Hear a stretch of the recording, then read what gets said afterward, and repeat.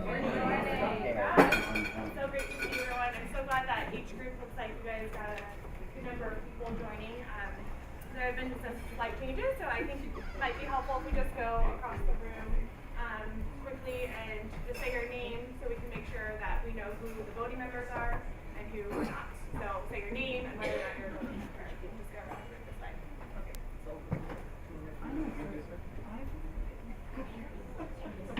The mics are picking up for the recording, so that is all. Right. Yeah, the camera mic's here. Camera mic. So I just No, The you're speakers, good. they're just speakers. Oh, okay. Yeah. So I just wanted to let people know, I'm not a voting member, but I did want to let you guys know, you'll see that Rachel is sitting at our table. Rachel, as many of you know, has been sitting in the public section since the very beginning. She's attended all of these. She sits here all day and waits for 10 minutes to be able to speak. But I wanted to let you all know that she is officially a part of the center team, so she is no longer in the public section.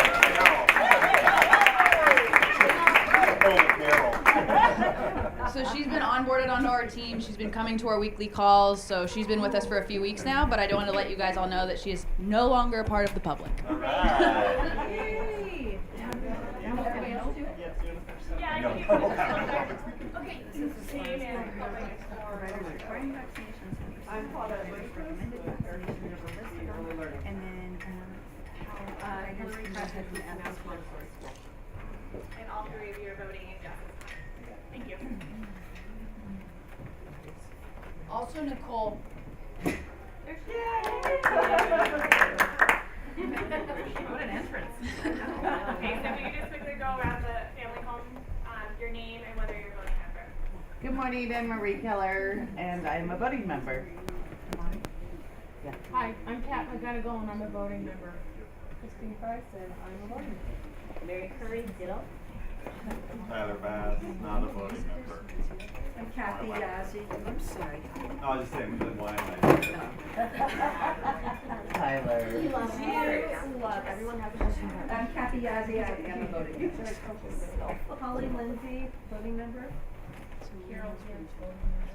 Tracy Dawson, voting member. Okay. Sherry, voting member. Christina, voting member. Elliot, not a voting member. Elisa, Victoria. voting member. Carolyn Solitaire, voting member. Karen, voting member. Lucian, voting member. Debbie, voting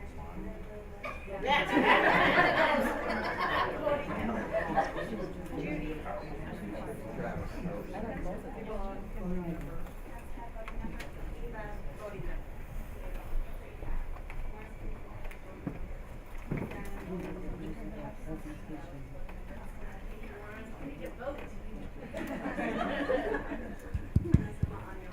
Check two, check.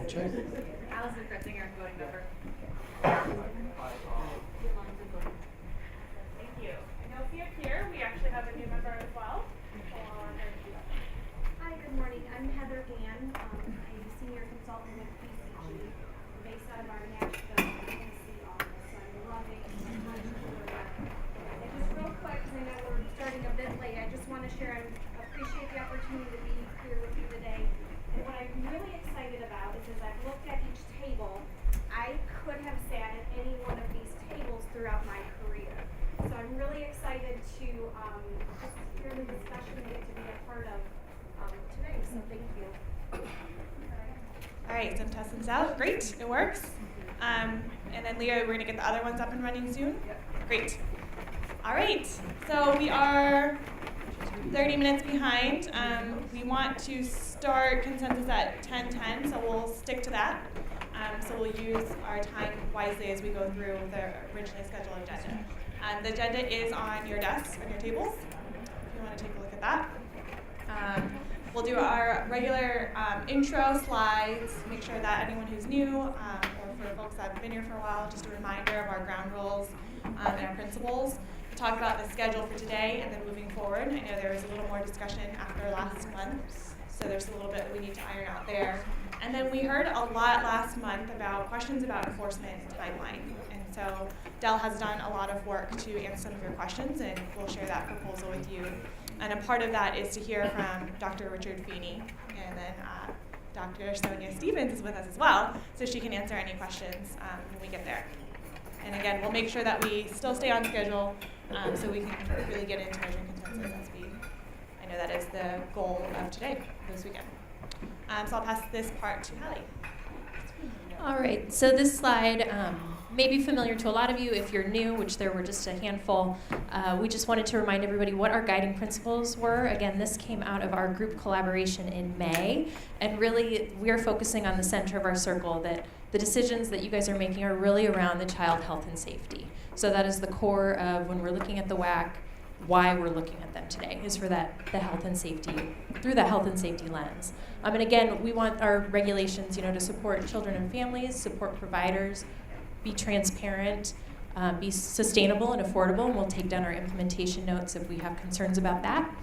Consistent throughout, promote professionalism, and be collaborative. So this is just a reminder of why we're here, and the decisions that we're making should all be viewed through these guiding principles.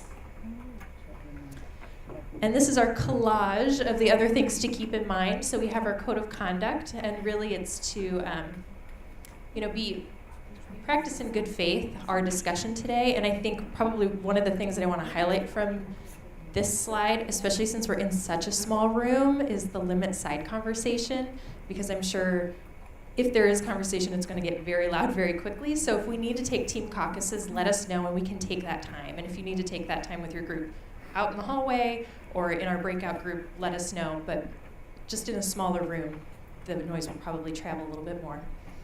We are measuring consensus on our FIST to 5, so if you have new voting members, I'm sure that you've walked them through that, but anything 2, 1, or a FIST is going to block our consensus, and we will take down our concerns why. A 3 passes through consensus, but we still want to document your concerns. And so we'll be doing that in a couple of different places around the room. We're looking for those win-win opportunities, so really being collaborative. We want to make sure that these regulations are going to work for everybody in the room, even as we're coming from different perspectives. And then finally, our cultural competency, that really these regulations serve every child in the state of Washington. And we know that it's a diverse state with a diverse population. And so as we're looking at these regulations, we want to just be mindful of the language that we're using and to make sure that it's inclusive of all children. And then this is just an update on how far we've come, because I think it's always encouraging to look at this. So our negotiation thermometer, you guys have negotiated all 112 sections of the WAC. So that deserves a round of applause. Great job. Originally there were 113 sections, but as section 210 and 211 were rewritten, they were combined into one. So it's actually 112. We have reached consensus on 48 sections. So that's pretty good. You'll notice that there is a little bit of a light blue section, and that's where there's partial consensus on the section. So whether it was 4 out of 5 of the subsections reached consensus, we still wanted to count that as a victory because that is a lot of great progress.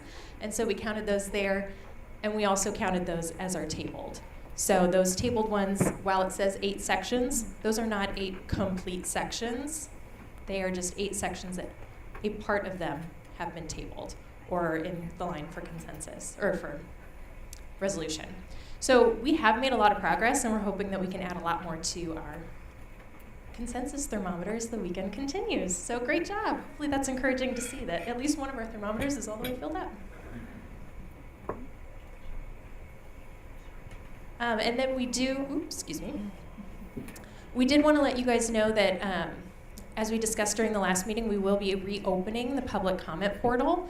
That'll be done after this weekend. We have just a couple, I think 3 subsections in the professional development that are going to go to TA resolution today or tomorrow, that we wanted to get those finalized before we open up that public comment portal. But letting you know that that will be open for people to make comments on the proposed drafts that we have all been working on. But as a reminder, we do have these personalized inboxes. So if there is a member of your community or somebody that you know that has feedback for your team specifically, or maybe has written a comment that they want forwarded along to somebody else in the department, they're always welcome to email these inboxes. They're monitored by us, distributed back to your team, or forwarded along as you request. Do you have that on a piece of paper? I was going to say, I think a long time ago you had it written down, but if you need to jot it down now, We can share it we with can you, leave it up. Sophie. Take a picture of that.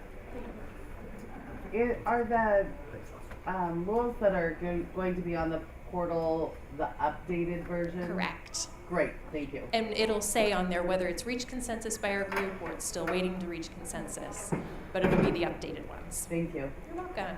So I'll let you take a picture of this really quickly if you need the.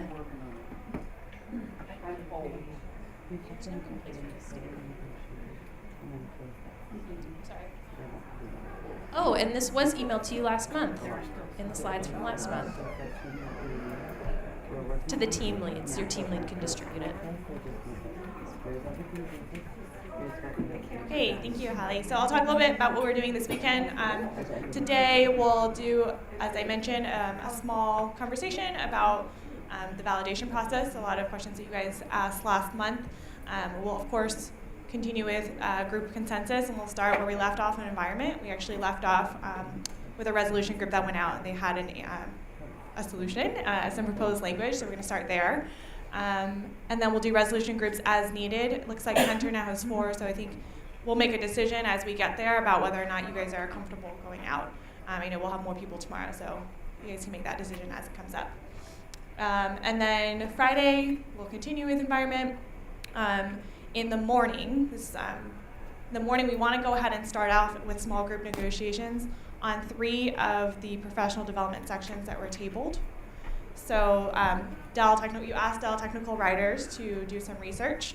So they've done that. They've come back with some proposed language and some answers. And so we want to make sure that that we have ample time for that.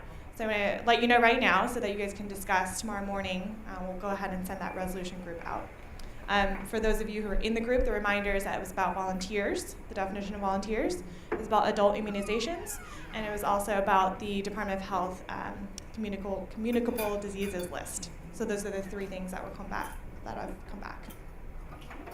So go ahead and think about who you want to send out, and we'll start with that in the morning while the full group consensus is going on simultaneously. Okay. And then after that, we'll do any resolution as needed. So we'll wait for that group to come back because I know we have limited members. All right, thank you, Hallie. Move to Beyond. So for November, we did talk last month about what dates and what location. We've gotten some feedback that may not actually work for everyone. But I'll go ahead and talk about this, and then we'll talk about what we can do about making sure that the location and times work. So November, what we want to do is start with interactions and curriculum, and that's based on the assumption that we finish environment this weekend. I think you guys got this in the bag. So if we finish environment, we'll start with interactions and curriculum in November, finish that out. January, that brings us to family engagement, child outcomes, professional development, and program administration. And then February, we can finish up program administration. You all asked to revisit a certain subset of definitions, so we'll go through those as well. And then you also asked for us to push off the weight review, the weights across all WAC to the end, so we'll do that as well in February. So that's the plan to get us to the end, to fill up the thermometers. Any questions? Yep,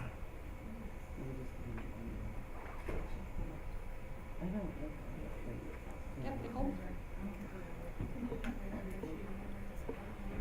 I'm just curious, there was an estimated time needed that was given out in September, and then we added October, November, and by those estimations, it looked like we may be able to get done with things through November, maybe January. Have we just re-estimated and kind of figured that we will need a substantial increase in time to get this done? Is that why it's kind of looking like February is going to happen? So when we sent out the September one, it was pre-meeting, right? Yeah. So then after you guys negotiated in September, we did recalculate. Okay. And the rate that you guys go is about, tell me again, 13?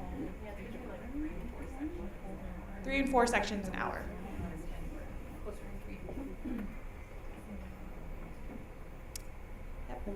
We're just looking for some clarity on that weight review. Are you saying that we're not reaching consensus that includes the weight, and then we'll review them at the end?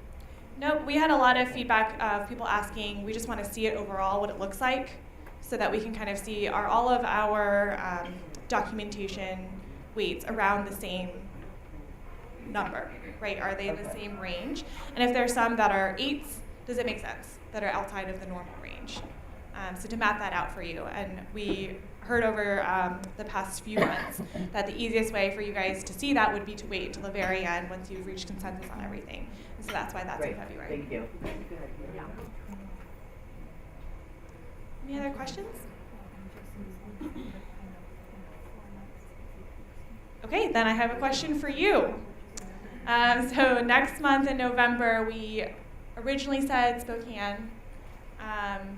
Then we heard that that's actually not very convenient. So I think the easiest way we'd like to propose to do this in terms of scheduling is to have PCG make a quick survey this afternoon. And we'll list November, January, February. We'll list your date options, and then we'll list your location options. And then tomorrow morning when you're in team caucus, you have a dedicated 30 minutes. We'll make sure you have the link, and then you'll work together and get one response from every group for each of the best options for you in November, January, and February. And then we'll come back to you with the results. Is it possible to get the options by end of day today so that it can be discussed with team members who aren't present? Yeah, we want to know right now what options for locations you would like, actually. So perfect question, Eliza. Thank you.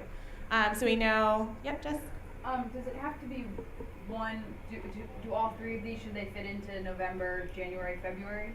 No, so what we'll do is give you a drop-down list of all possible locations. We'll talk about that right now, and then we'll list all of them for each month. You can tell us what is best for your team. Okay, so we think Olympia is on the list. Is that right? Okay. Spokane was originally on the list, so that's why it's out there, and Renton. These are the most recent places we've been. So are there any other locations you guys want to throw on the table? Okay. And Yakima? Yeah. Everett? Lori said that. Is that where you live? Yes. Everett. Vancouver? Are folks open to that? Yep. Licensing team?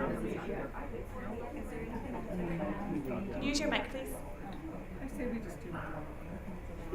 I think they all work now, so we can start using our mics.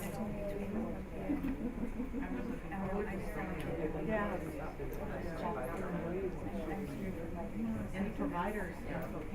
Leo, our mic over here is not working. I got it. All right. We're just wondering. Oh, there it is. Hi, Judy.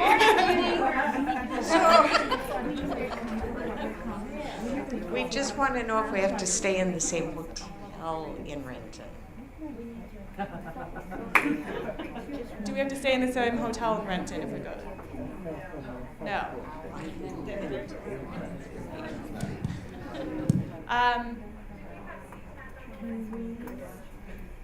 No, we can add CTAC to the list. Do you guys have a mic? Oh, great. Thanks, Katie. Over here, center. Hi, it's me again. I just also want to throw it out there that convenience to the airport. So like Olympia, I was up pretty early this morning coming from the very inconvenient Spokane location.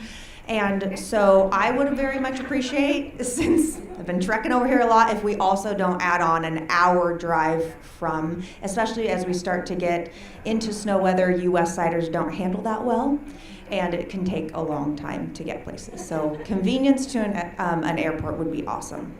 Okay, thank you. So CTAC would be. Yeah, and like even this isn't great for that. Thank you.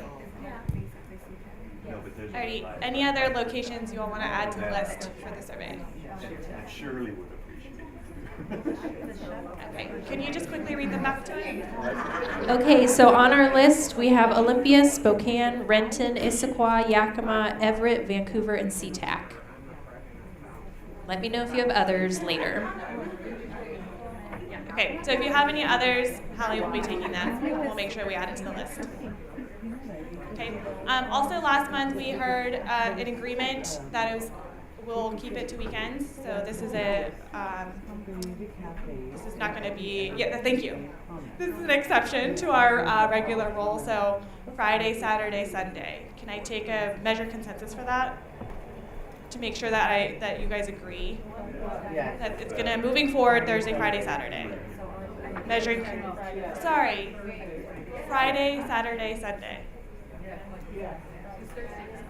Thursday was hard. Friday, Saturday, Sunday. My apologies. I'm gonna measure consensus on whether or not that is agreed upon. Okay, so Head Start ECAP, all fives licensing. Yes, all fives. Parents. All fives. Friday, Saturday, Sunday. Family home. Friday, Saturday, Sunday. Centers. Do you need a second? Friday, Saturday, Sunday. Okay. Hillary, would you like to share? No. Okay. Thank you. Okay. Marie. So in order for us to make an informed decision, we'd like to know where the locations for public comment will be throughout the next stages of the process for negotiated rulemaking. That sounds like a question for. I don't understand. Can you clarify?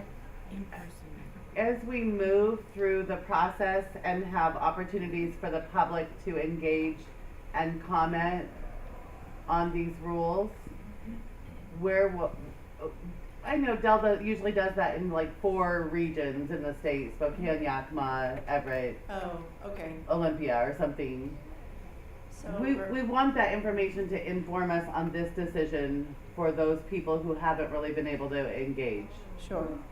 So what I think you're asking about is not this stage, but when we get to the end and the agency files proposed rules and we solicit comments and we hold public hearings. Yes. Yes. It's totally possible that today, I don't know.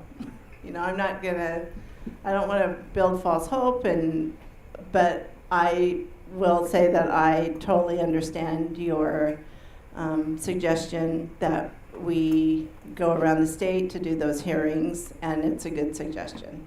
And when we get to that stage, we'll do our best to fill. Yeah. Okay, then I have a follow-up question, and that is community cafes still an option? Absolutely. Okay. And as you guys are responding to the survey and considering these other locations where we're going to be holding these other meetings, the reason that we have taken on the roadshow, a lot of the reason was, well, number one, to be fair to the people who are traveling, so, you know, not to lessen the travel burden for you all once in a while, but also if you have members of your community who would like to come and observe the process or make a comment at the end, we want to be somewhere where you think that the people who want to do that will have easy access to us. So keep that in mind when you're making your choices. Thanks, Lori.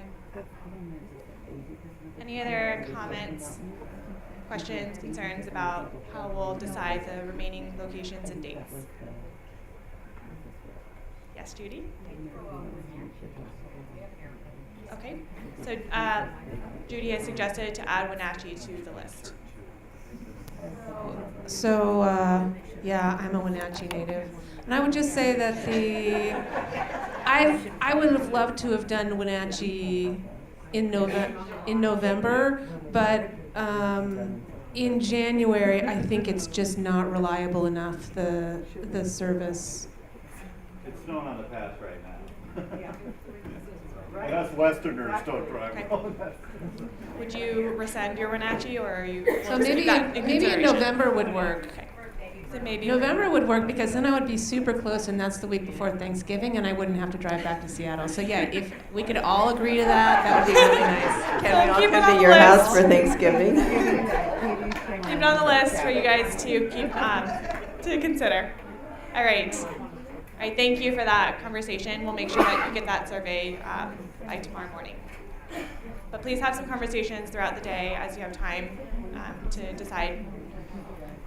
Family homes, did you have you look like you wanted to? Nope? Okay. Thank you. Yes, Therese.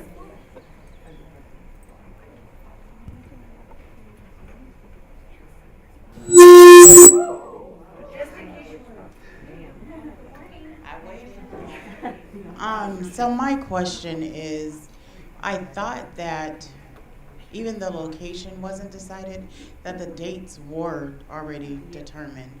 And now you're making it seem like we have to go back and refigure that out, when us as the parents were already requesting enough time so that we could get other things in motion, and now it seems like you're going backwards again. So I guess I'm trying to figure out what all are we supposed to be in the caucus. What all are we supposed to be talking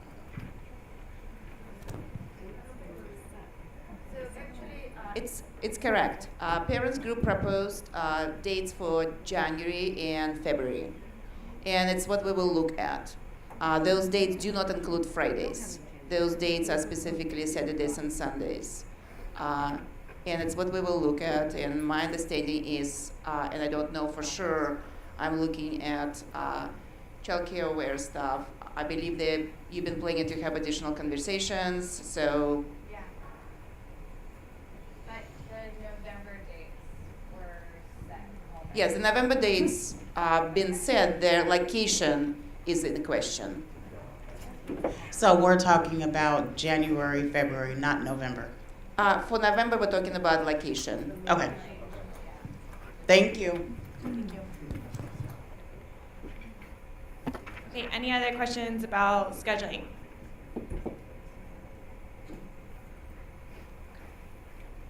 It is 9:21. Promise you that we'll actually start at 10:10 on a consensus. So we'll try to move along here quickly, but we do want to answer all of the major questions that you had about weights, enforcement, and timeline. So we know that's really important to you as you think about negotiating and reaching consensus on these weights. So as a reminder, what we discussed, not just last month, but throughout this negotiation process, a number of questions that you had about enforcement and timeline. So this is just a recap of what we've discussed so far. So what we heard from you is that you really want to see sufficient time for Dell to prepare, right? And so that means communicating to providers and any other TA that's going to be helping providers. Funding. We have a very long list of training, as you may have seen when we sent you back the list of implementation steps that you requested, and then administration. So sufficient time for Dell to prepare is very important. We also know sufficient time for providers to prepare is also very important.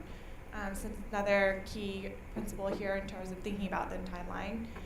We also know that you guys are very interested in, and of course Dell is also very interested in following the methodology to make sure that all of the rules and weights are valid. So there's the validation process, so we need proper time to test all of the rules that you've negotiated and make any changes as needed.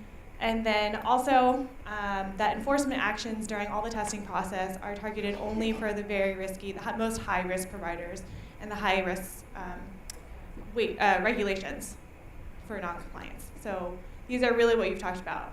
Enough time, and making sure that enforcement is fair throughout this testing process. So I'll open up and see if there's anything that we missed in our recap of this discussion.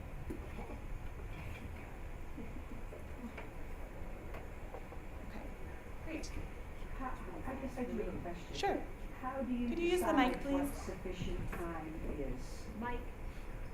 So the question from Kathy, which is it's coming to you, but her question was, how do you decide what sufficient time is? And that's a great question. That's what you guys have been asking us, right? Asking Dell. And so what we'll do in just a second is talk about what validation looks like, so that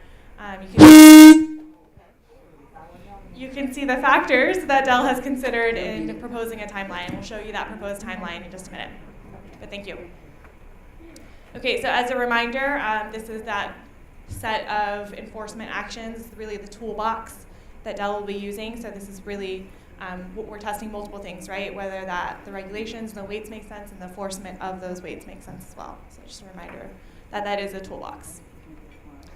So what we do now, we've talked about him before. Dr. Richard Feeney is the professor that actually created the differential monitoring model, why we are doing these weights. He wasn't able to join us in person or by phone, but we did do a recording. It's only 10 minutes, where he explains a lot of your questions about timing, what does validation mean, why is it important. So we're going to do that quickly, 10-minute video, and then we have, as I mentioned, Dr. Sonia Stevens back as well too, so she'll be able to answer any questions that you guys might have. Okay. So we're going to move over to that video right now. Any questions about why we're doing this? Who he is? Pennsylvania. Yeah, but he's implemented the differential monitoring approach in many states across the nation. Okay. Lori, how are we switching back over to your laptop?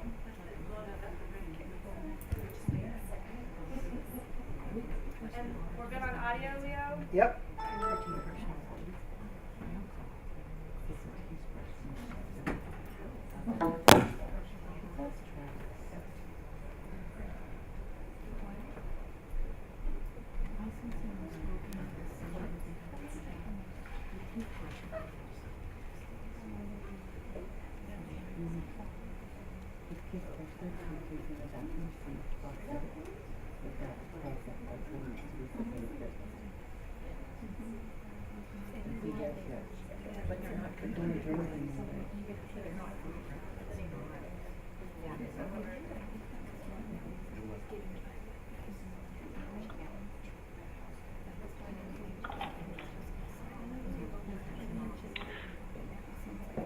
Okay, today we're going to be talking about risk assessment and talking specifically about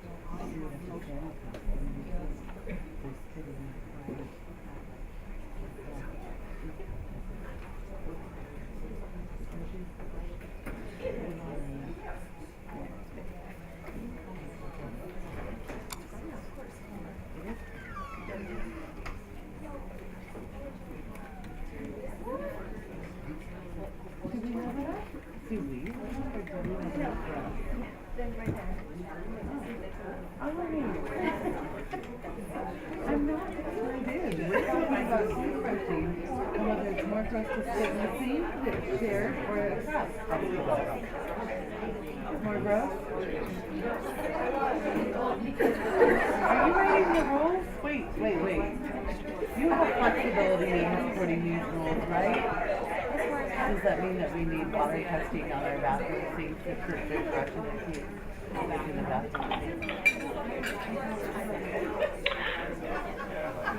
Okay, today we're going to be talking about risk assessment and talking specifically about weights and enforcement and how to validate risk assessment systems. Next slide, please.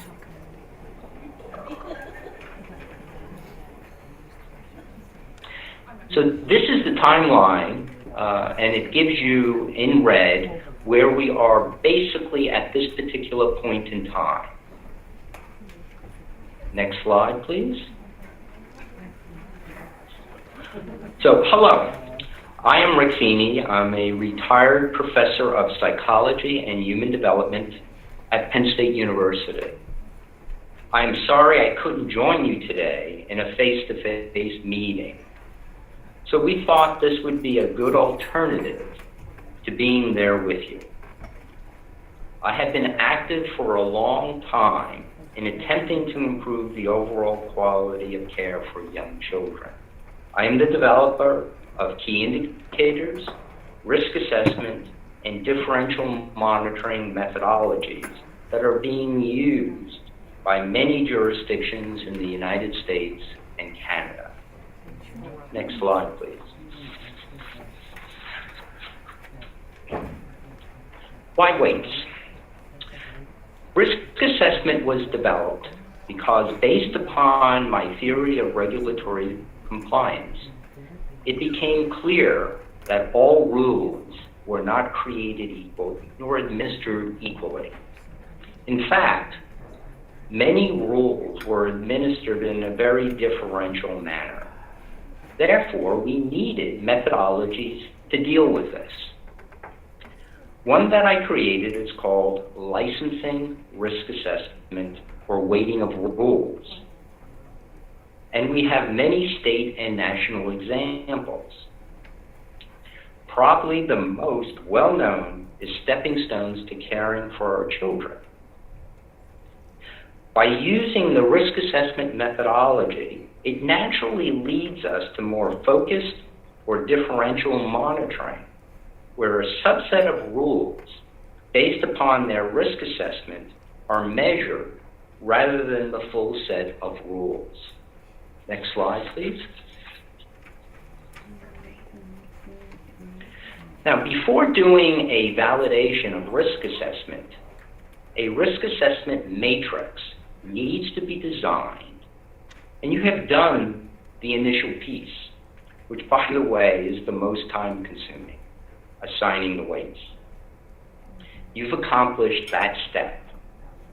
However, there is a second step which involves the likelihood that a particular rule will be out of compliance or when reviewed shows systemic problems. In other words, you need to determine the percentage or frequency of this rule being of concern. You have not done that yet.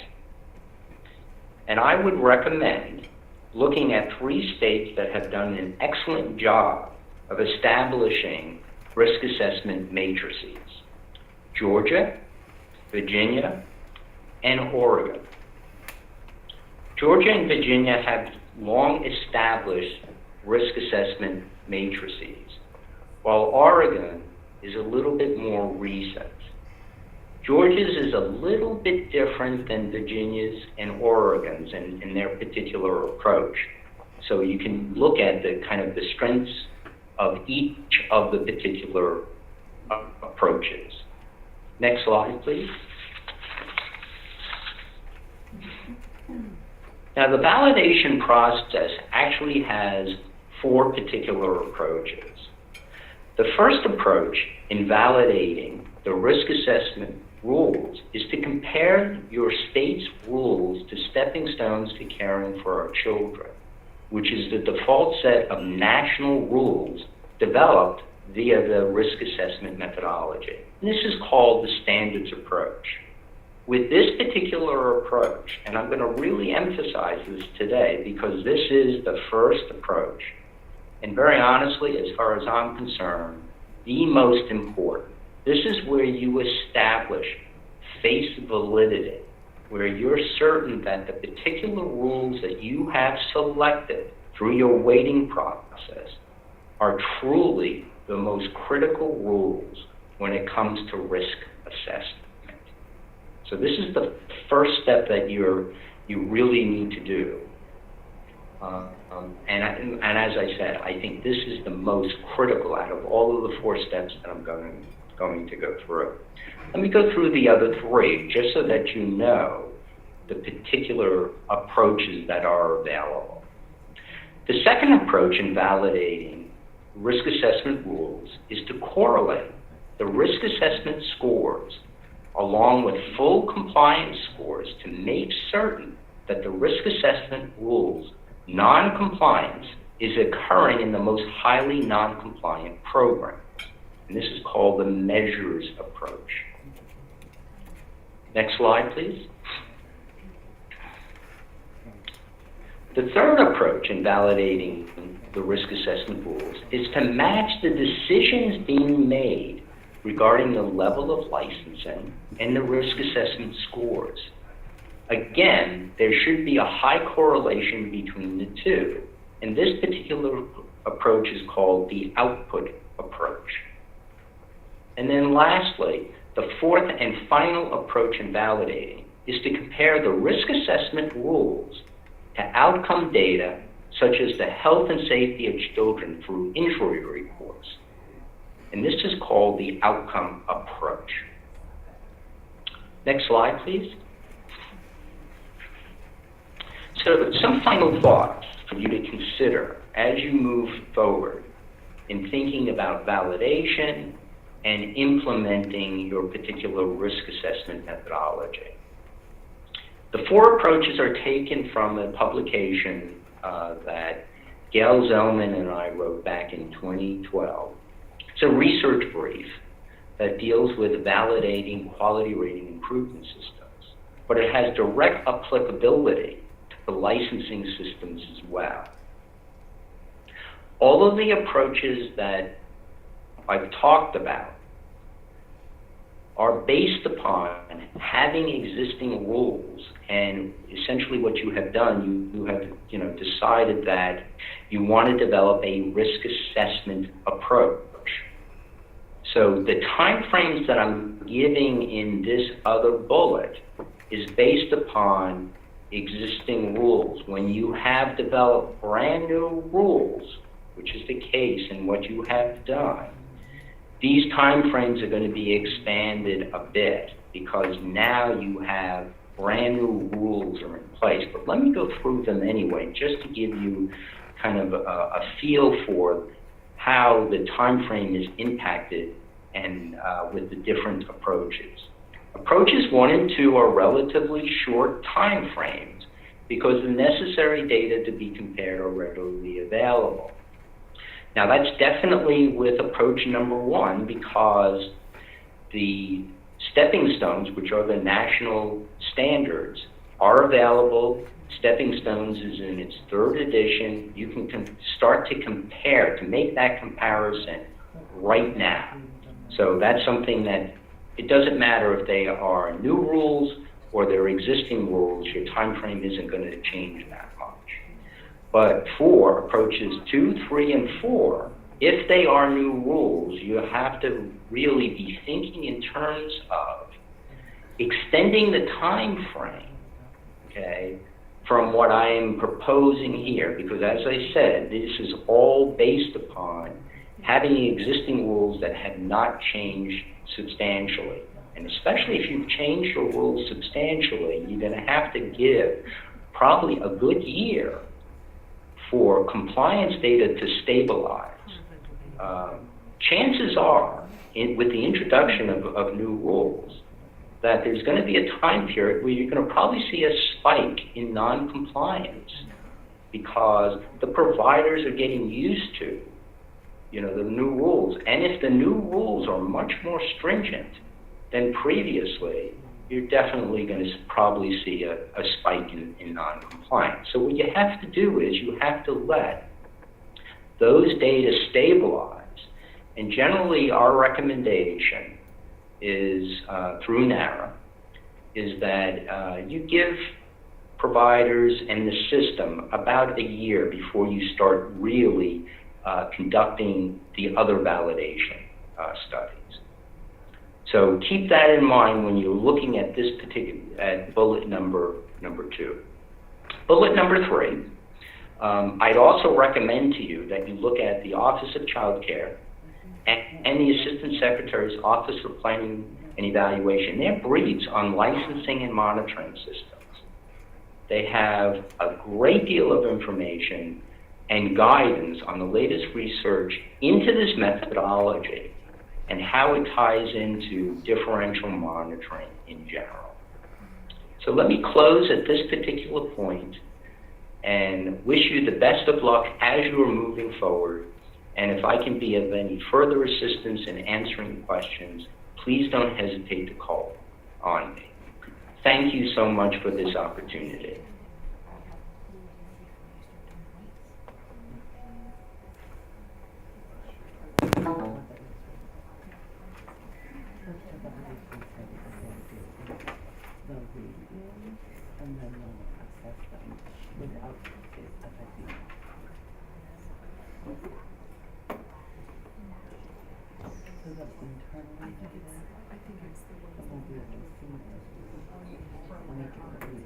What you won't see from that is the accumulation. Right? Because a lot of them are based on accumulation.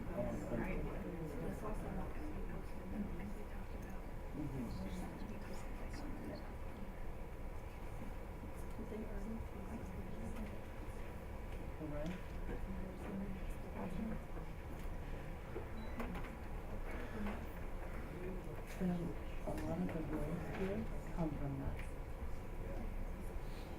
They're coming from that federal.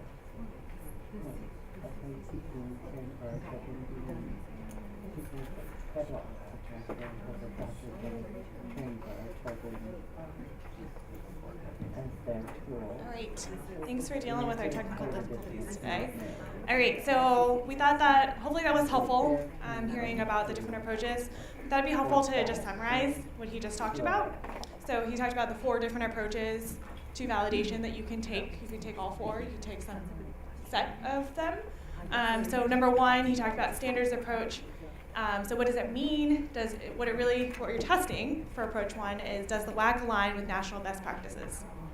Right, so that's that top line approach that he mentioned. Measure approach, which is number 2.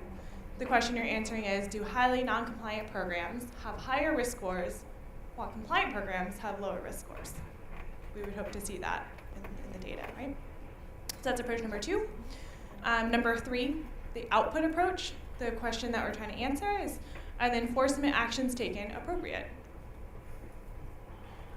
Right, based on the scores that you see, both the single finding and the overall score. And number 4 that he talked about was the outcome approach. So what he's asking here is, what Dell would want to ask is, what does the data say? Are children in low-risk programs less likely to get injured? So this would take the longest amount of time. Over time, you would see, you check injury reports to see if they're tied appropriately. All right. So I'll leave this up. Any questions about the 4 approaches? Hopefully the summary helps here.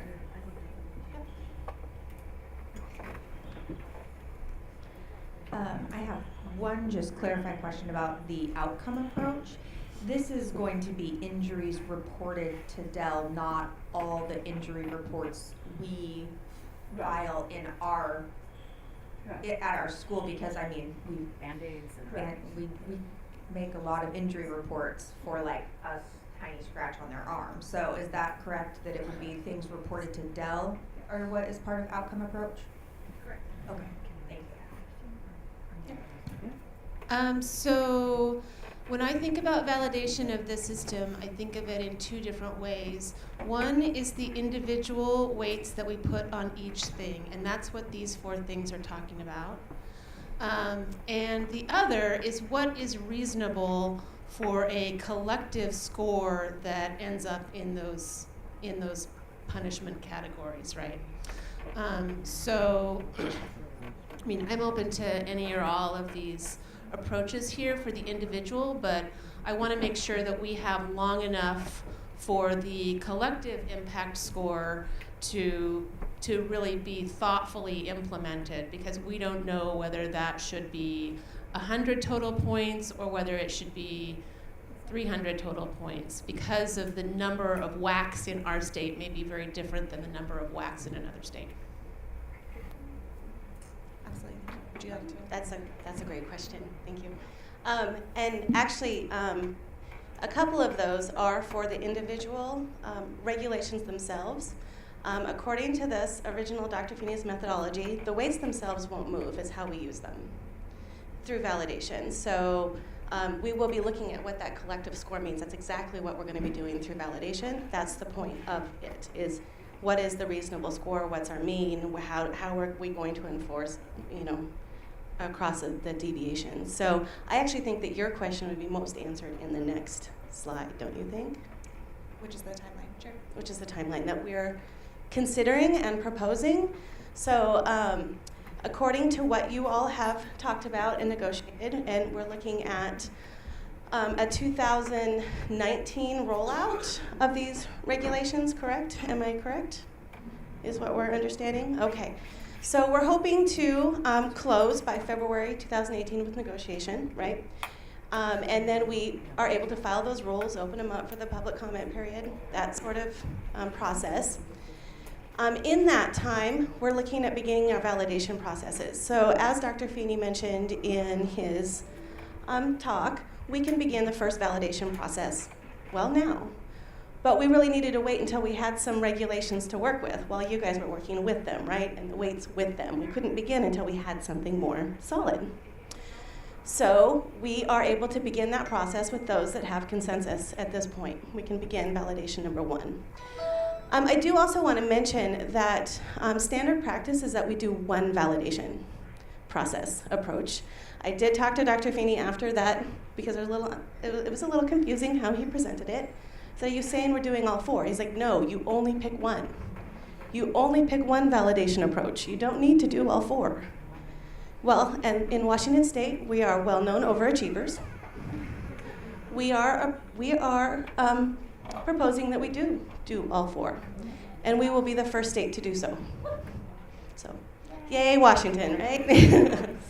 so we want to start approach number 1 pretty quickly. We can begin with those that have reached consensus, and that is that's a standards approach. That's making sure that the words, the standard themselves are valid, the content validity is there. Starting in the summer through the following year, we're actually proposing that we start a pilot run where we can use those standards in order to collect data, only to collect data, not as the monitor visit standards to be used, but as a data collection process. So we're proposing to collect data for 6 months in order to validate 2 and 3 approaches. So as we go into full approach, the full implementation in 2019, we will have 3 validations under our belt already. And then once that happens, as Dr. Feeney suggested, once we implement, we need a full 12 months of data in order to do the content validity. Or not content validity, approach 4, which was outcomes, yes. So that is kind of the timeline that we are working to move towards. Well, our first task is to finalize the proposal and take it to executive leadership. A pilot is pretty cumbersome, so we need to have that approved before we can move forward with finalizing that. Okay, we had a question over here. Providers. And then we'll move over to Head Start ECAP. Oh, use your big girl muscles.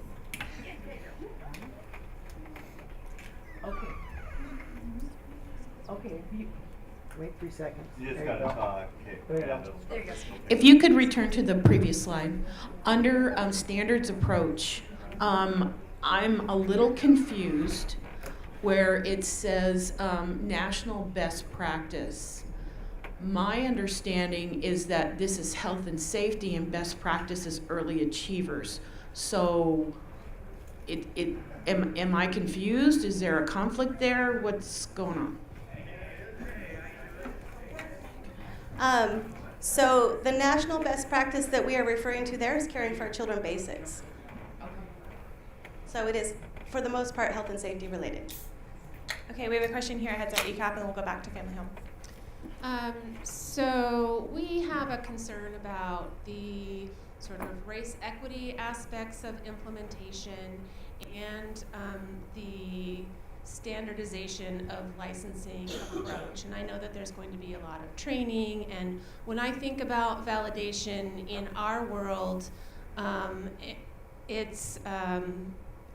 we are looking at having one person go in and rate a center and then another licensor go in and see if we're getting the same results. Are you guys doing that? And how are we going to, are you guys going to look also, I guess we would recommend that you look at trends around what kinds of centers, what race of centers are getting certain findings, and whether or not that's whether that's a part of the implementation or whether it's, something else. So that would be our thoughts about that. So what would be the question that we're answering? Those were recommendations. Recommendations? Okay. Then in that case, I can actually respond, is we are including that in our plans throughout the entire process. So we have a transitional plan, training plan, community licensors, and integrated reliability checks. Can I All follow in those up? plans, absolutely. As you're doing, I mean, can we know what the plan is around that? I just have seen such discrepancies between centers, and this, I've talked about this before, but even within our programs across King County with different licensors, and knowing that there are certain areas of which certain licenses are in look completely different 10 miles away. So I would like to know, while we're collecting that data in that first year, how are we also addressing this issue where there are grave discrepancies and really grave implications for some of our providers? Thank you, appreciate that. I think consistency is a goal for Dell as well as providers, and so that is something we're going to look at of what's happening in the regional pockets, what's happening statewide. So the pilot that we will be conducting really is to address that. So not only the training piece, collecting what's happening, so we have a twofold plan for the monitoring piece, one with the new rules, one with ongoing, so that we're not doubling up for providers and they're getting umpteen million people coming in. We would like that to happen as a streamlined kind of approach. So we are still developing the pilot. We don't have per se where exactly it's going to be, but that's still in the planning process. So the validation process will be the consistency, which we're all here to try and accomplish with the new rules. So good question. So we had a question over here first before. Thank you. So we already see a lot of racial inequities across the state in things like audits and other things. And we really have an interest in that being part of one of the validation steps, is looking at, is there racial disparities in the training and the understanding and the knowledge around the new systems that we're implementing. So we'd like to see that in the plan and early in the plan, so that we can see how those outcomes are working. Also, Dr. Feeney, in the outcome approach, really addressed the likeliness of injury, referring again to the weights being something that harms children and that is detrimental to their health. And so I would like to see what we're using as our lens on that injury. What stats are we using on data that's collected? Because in our research, it shows that children are much more likely to get hurt outside of licensed child care programs. I'm going to answer the first part and then hand it off to her on the second part.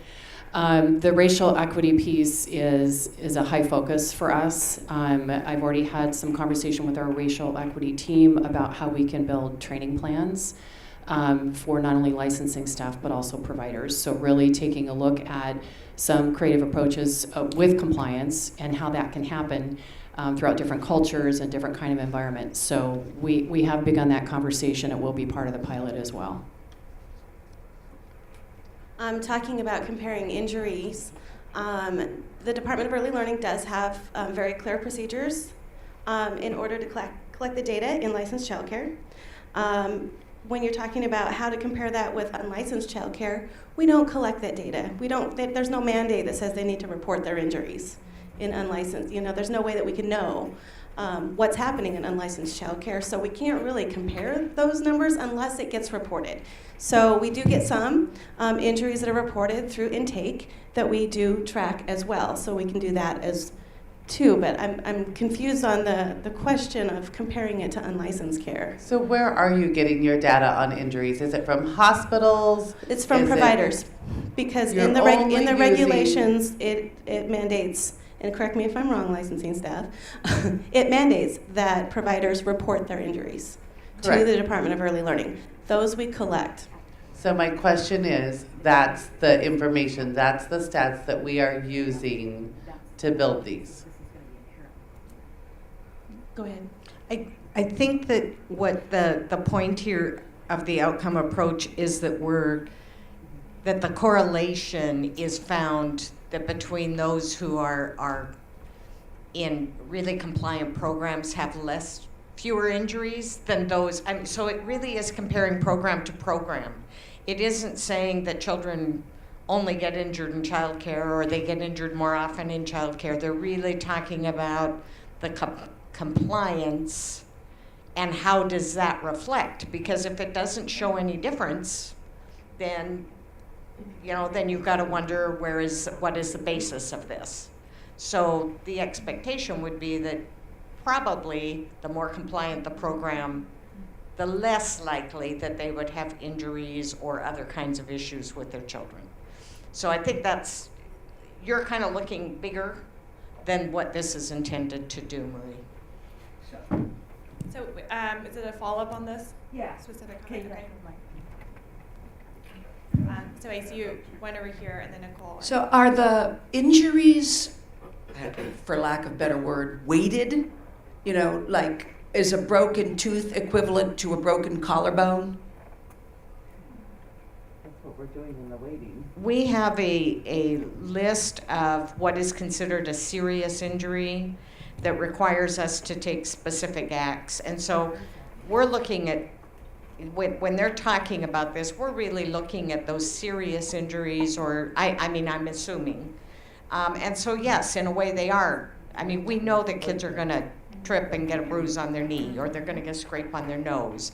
Those aren't the kind of injuries that would be really concerning in this outcome approach. It would be bigger things that made a real difference to a child's life for a period of time. That isn't just part of the normal, everyday bumps and bruises. There are certain things that you're required as a provider to report, and those are the things that we're tracking. And then even in tracking them, it goes from being a minor to a medium to a high serious risk. And so that's what we'd be looking at in this. And it really is just looking to see, does this information validate that these rules and these ratings are reflecting whether or not children are safer and in better environments because the provider is more compliant. We know kids are going to get hurt, and they can get hurt in the very, very best. Right. So it isn't about the individual provider, it's the overall data that will matter in this. Thanks, Judy. Sorry, I just want to speak to the pilot project a bit. I'm always big on pilots because it gives us the opportunity to see what works and to see what some of the unintended consequences are, or kind of holes and gaps that we need to fix. I'm concerned about using it as a point of validation because my experience is usually people who are willing to participate in a pilot project tend to be those places that have the most capacity and or more likely probably to also being in compliance. And so then if decisions are getting made off of that, it's probably decisions that are not well based in kind of the reality. And there was a year or so one that came out around the early achievers piece, and there were a lot of decisions or statements made around that. And when you really dug into the data, the families were not representative of our communities, and they were primarily well-educated white families that could afford to pay for childcare themselves, and it didn't serve us well. So I really want that to be taken into consideration, and I'm concerned about that being used as one of our places of validation. Great point. Just to address that, and it's something I did mention earlier, so our approach is going to be a regular monitoring cycle. So if a provider is due for a monitoring visit, that we would have our pilot person also conducting the visit with the new rules. So we're not looking necessarily for volunteers, but it's going to be with the regular monitoring cycle. So it will be very random throughout the state. So I don't know if that helps address your concern. As well as regionally, we'll be looking also of where we are placing those pilot participant licensors so that we are able to also look at that cultural lens. She has a follow-up question to this, and then I'll make a different comment. So I have a kind of a comment observation on the reporting for for injuries and things like that. the observation is basically it's not just reporting to DEL, but it's actually, in all of those cases, reporting to what is now the CPS hotline. And it may be a situation where the provider knows they've done everything right, and that teacher has done everything right. They've reported to the parent. It's done everything right, and yet it's scary for them to say, okay, I'm gonna put myself through this evaluation that the teacher could lose everything basically, even though they did everything right and it was just an injury. So I think it's just a recognition that may even be more of an issue potentially for maybe non-English speaking as a first language.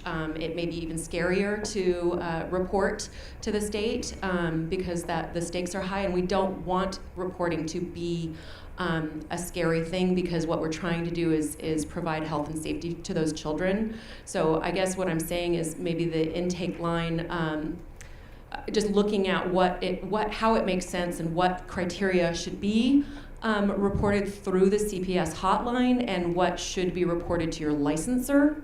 Does that make sense?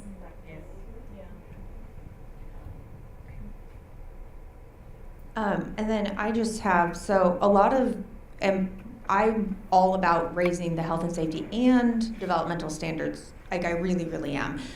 But looking at even the stepping stones to caring for our children, one of the things that really stands out to me is the ratios, which makes sense that the standards that we're working on right now really do lend themselves to lower ratios to actually be achievable successfully. But the problem is that providers can't afford to do that. And so I think that that's something that we need to be really honestly thinking about, is that how are providers at the ratios that they have to do to just make ends meet going to be able to do this? And are we, I know the state subsidy rate or outside sources of funding, we really need to keep that in perspective of these ratios. These rules were based on ratios that are much lower than providers can afford to operate at, and that needs to be that's a huge deal. And then I just have a question. Oregon has been using this. Have you guys been collaborating with them at all to see how their process has been going for them? Anything like that? We have just started with Oregon. We've actually had more interaction with Georgia. We've been working with Georgia quite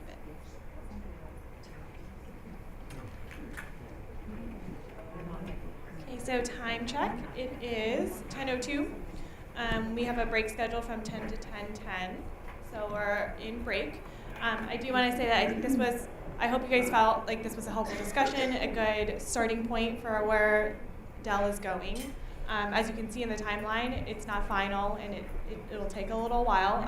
This is the first step, the negotiation. So I think there's more conversations to come. I know Sonia's here all day, so we'll continue this conversation. Please send us any feedback. You have Lori's email as well. So keep thinking about this. It's something that will be an ongoing conversation. Hopefully answer some of your questions from last month. All right, so we'll go to 10:10. If you don't know where the bathroom is, you go down to the right, and you're basically going into the restaurant, and you'll see the restrooms. The injury, the risk of injury is with one wild kid. There can be one wild kid in a group of 12, and that wild kid, no matter what, an accident can happen. So it could be either that wild kid that gets injured, or that wild kid could do something that causes an injury to another child. I had one child pick up a water jug, hold it over his head, and pitch it across. But somebody else, there was another adult there to catch it, but if it had bumped a kid. Right, and there are those kids that are constant risk takers. Anyway, Carol, hey Carol, over the weekend, do you want to do that negotiated rulemaking report of the steering council? You proposed a regulation. Oh, did you? Excellent. I think that's I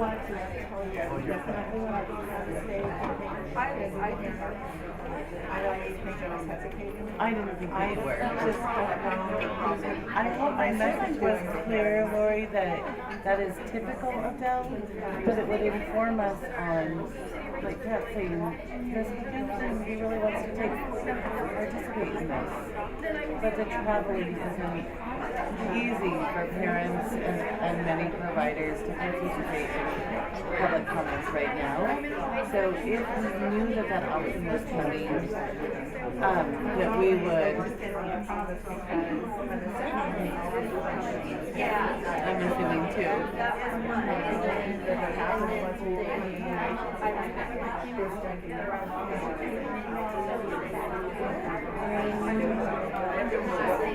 Are you trying to bail on us? Come out here. You know who knows is moving about. Did you ask her? I just not figured out. Yeah.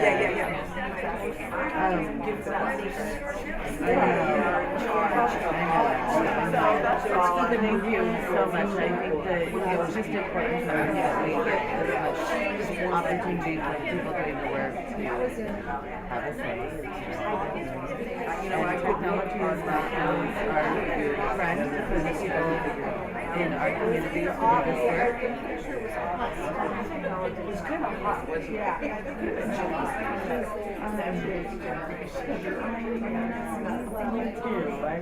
It was in every year, but it's all self-taught, really, or taught by my peers, or something because I just don't, it's not intuitive. And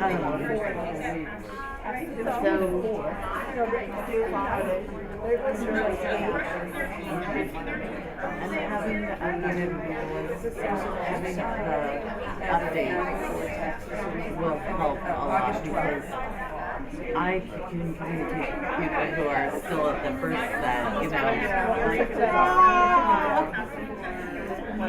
then it's just, yeah, it's so hard to have a. It wasn't conversation. No, we're past that. That's what I was going to state.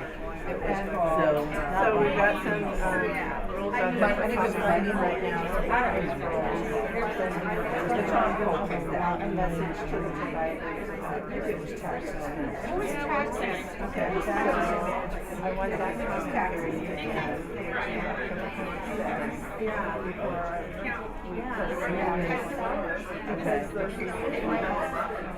All the drafts were nice to get with proposals.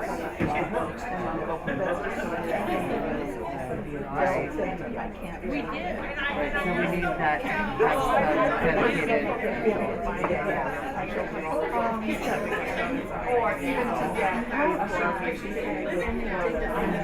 I read those, and I just didn't really get how providers would sometimes how it reads, and then the policy, the internal policy that you build, it really affects the provider's actions and requirements of change. It's not good.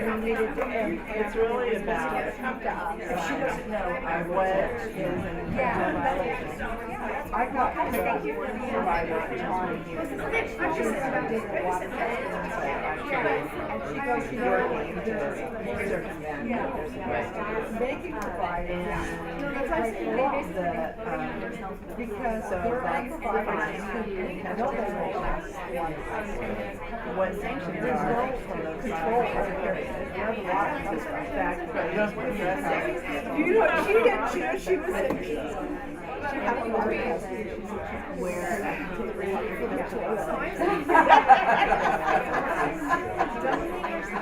So we have a big community with subsidy, and I've held 3 meetings with them to try to show them how to do documentation, how to track, how to understand it. But I got from them the process is so. What they don't understand is the auditing process. So they got us a request for records. This has happened in the last couple of weeks. A request for records. They sent them like a year ago. They're now getting a bill for them. And they're like, first they don't understand it because they can't read the language. And it took a year, and so they're like, I thought you said if we didn't cure within 3 months, it was probably fine. And I'm like, that's pretty much standard. So I know you have 10 days, 28 days, 14 days as a provider to submit records, but they'll just do this whenever they want. They just feel like such victims. They're targeted more, like one of them said, well, it was an overpayment, but it's only $30, so I just said, fine, I'll pay it. But really, it wasn't an overpayment. Like, then you get set up in this algorithm that they're going to ask you more often. Yeah, teach you how to violation. And it looks like it was intentional, but really you just didn't want to fight it because it's $30 and it's way more work to fight. They're also complimentary custody hearings and not getting them. And they don't have the English language skills to navigate the system. So I kind of like to think outside the box. How do we get them the information they need to not be victims of a bureaucracy system that they don't understand?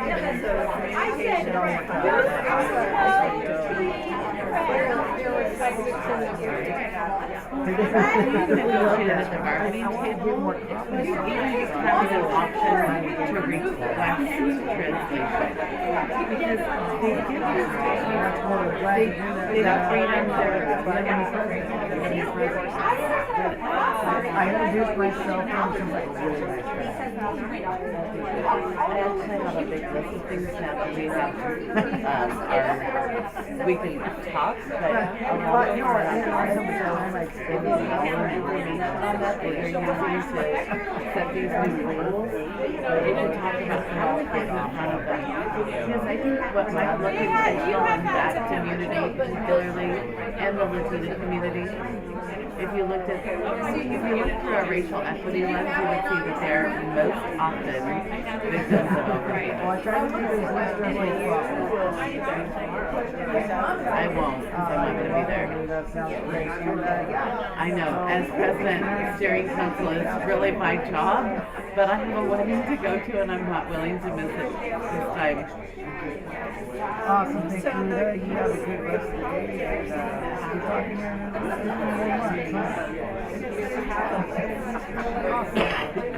Okay. Sounds great. All right.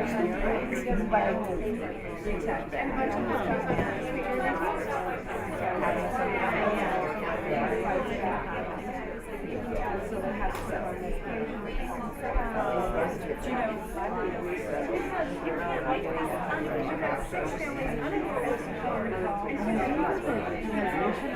In my view, was something that was, this seems doable. This seems like something we can communicate to them, request a translator if you need it. You know, that's how you're going to get the information you need, right? So, thank you. I just like to think we can see other things that seem to be, but if you do look at them, I bet 90% of your audit problems because they don't understand it. Oh, wait, I have more. Perfect. And who is teaching the subsidy policy training are not reflective of the community they're trying to teach. I don't understand the system. Do you have good delegates and the staff that understand the subsidy system that can do that training? I'm just stuck here. Well, for the college professors doing it. It's college professors generally, you know, white women. So there's something that you don't well, when I talked to my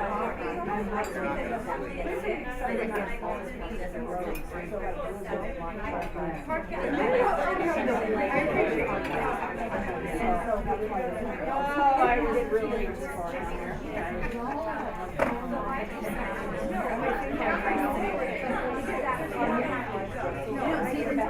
yeah. I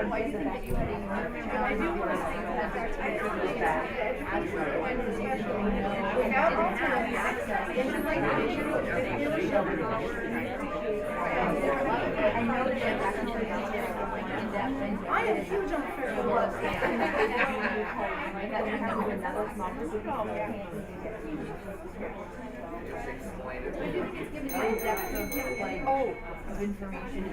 Hello, hello. Okay, so it's actually 10:14, so we're 4 minutes over. I see that there are people who are still not back, so if you could help me get your team members back, we can go ahead and get started.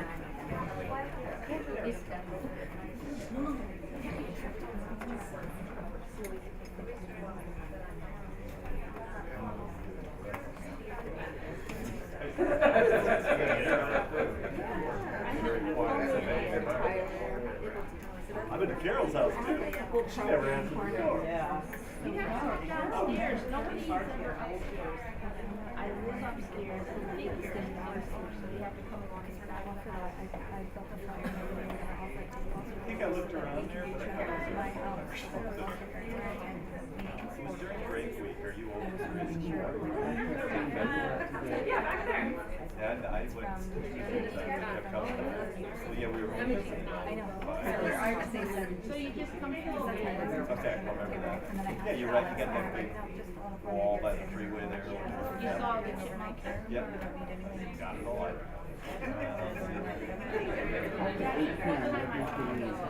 All right, let's go ahead and get started. I see most people back at their teams. I'm going to stand back here so that I'm not in anyone's way. But we're going to start with 0255. So if you guys remember, this actually went to a resolution group last month at the very end, and we came back with this language, so we're going to start with this one.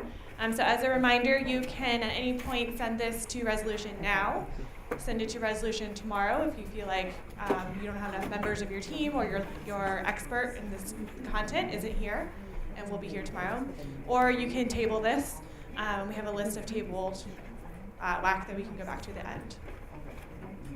All right, so I'll go ahead and get started. 0225 pest control.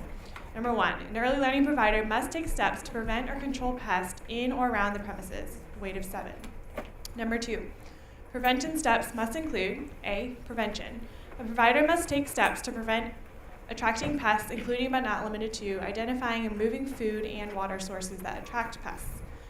1, keeping garbage cans covered except for those containing only paper. 2, maintaining properly fitting screens in good conditions for all exterior doors and windows when in use. 3, properly sealing and storing food. And B, inspection. Indoor and outdoor areas in and around the premises must be inspected for evidence of pests. A provider must document the data and location if evidence is found. C, identification. Pests found on the premises must be identified and documented so the pests may be properly removed or exterminated. D, management. A provider must document steps taken to remove or exterminate the pest if found on the premises. That is a weight of NA. And number 3, a provider must have policies in place that use an integrated pest management IPM program to reduce the risk of chemical exposure to children in care.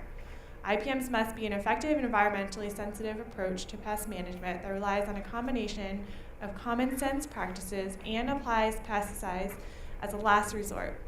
IPMs must include prevention, inspection, identification, and management. That is also a weight of NA. That is the full section. Just a quick reminder, because I did go to this resolution group with folks, what they do is consolidate this and move the IPMs down, so because it sounded like this weird acronym that people didn't know, and that's why it's NA.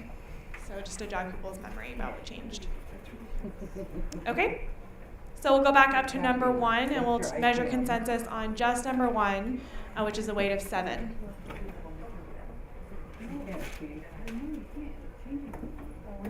Yes, Hillary. Okay.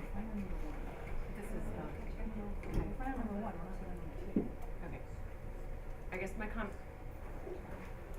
comment's actually on number 2. Okay. You're good. So we'll move, can we hold the comment until we get to number 2 then? Okay, great. So I'll measure consensus on number 1, which is a weight of 7. It's the only one that's weighted in this section. Okay, so Head Start ECAP, I'm seeing all 5s. Licensing, I'm seeing all 5s. Parents. all 5s. Family, home, we'll come back to you. Centers, all 5s.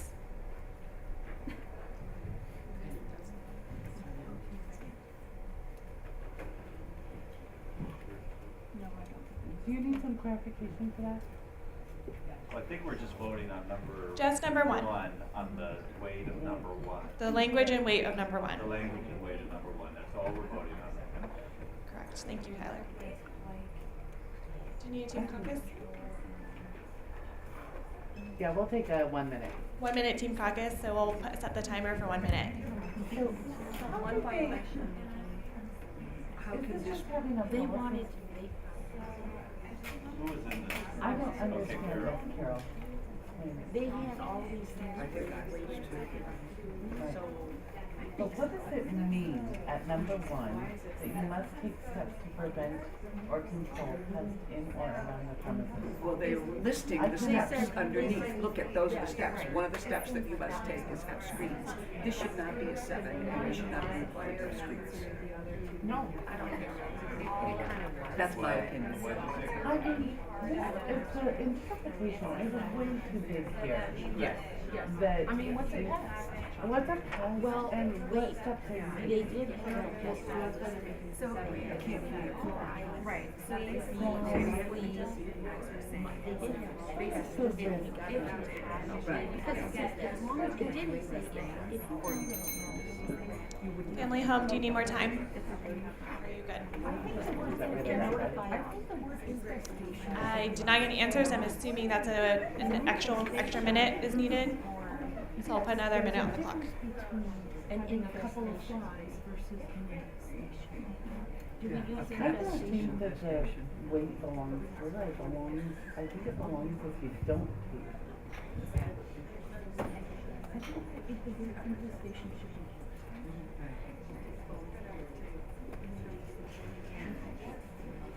So 2. I'm so sorry. Right out of the gate, first one today, we are going to say we do not agree with this, and we probably need to continue a small group. Can you state your concern? Our concern is that having a policy, there's a lot of interpretation that is very gray in that number 1. Steps to prevent, I think that it could be interpreted very widely, and we might like to see it more on an infestation. If you have one fly that came in your door when parents walked in. That's not an infestation. Right, but this doesn't say infestation. Why don't we change it to? And flies are included in the thing. It's just, I think that everybody could be guilty of this. Prevent an infestation. So adding infestation, prevent an infestation would be a little bit more reasonable to us, especially at a weight of a 7. So we'll go around the room. If it's just the addition of one word, if it's acceptable, then we could use this full group. So I'm going to ask if licensing, do you need a team caucus on that before we? Okay, so 2 minutes? All right, 2 minutes on the clock.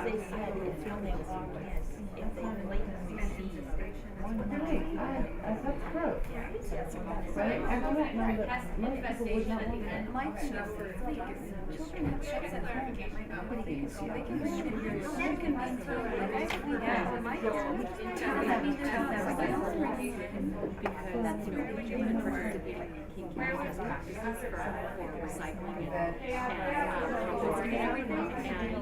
This would be undermining the whole education that we've been doing. And we do composting, recycling, and teaching kids about reuse, recycle, and this would put a halt to that basically. So how do we fix it? Clean recyclables, not just paper. Okay. And we had the screen statement that's in this, the first when we went through But this. so nobody has screens in Western Washington. Right. Don't say nobody. Yeah, I don't hardly. Most people in older homes do not have screens. I do not see a lot of screens in my neighborhood. I have all of mine. See, and I'm not buying it. But my kids are. You can get just I show screens. them, I have mine in place already. The kids Yeah. It said prevention may improve. Then we could have screens if we needed screens. Okay, so we'll get to that next. But Phone number. it is weighted free from and infestation. it's part of Infestation of a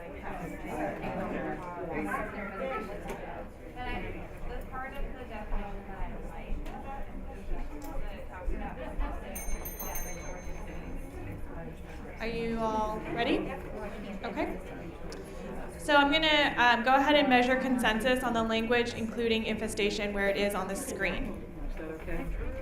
So we'll measure consensus on just number 1 on the language as is on the screen and the weight. Okay, so licensing is blocking, so we don't have to go around. Would you like to state your concern? We believe that the language as it was originally written provides what we need it to say in terms of if they need to take steps to prevent or control, which means we're not saying that you can never ever have a fly or a mouse or a whatever, but that if you do, that you're going to take steps to control it. Infestation implies something much bigger than what we're comfortable with.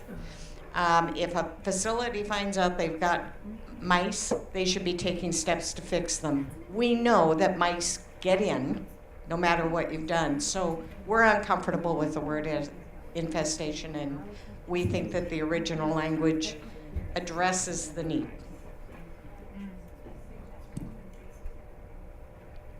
Okay, Holly, did you have a comment? Holly? I saw you raise your hand. No. All right, so I'm gonna ask the teams for a proposal what to do next. I think we're gonna have to go to small group. I think it's too broad, and I think that an infestation warrants a weight of 7. So we have a proposal to go to small group. It's already been to small group, which means it's been to, this would be the 3rd. So we can either send it there or we can table it. That's less strong than infestation. So Center has proposed, I mean, it's not, I agree.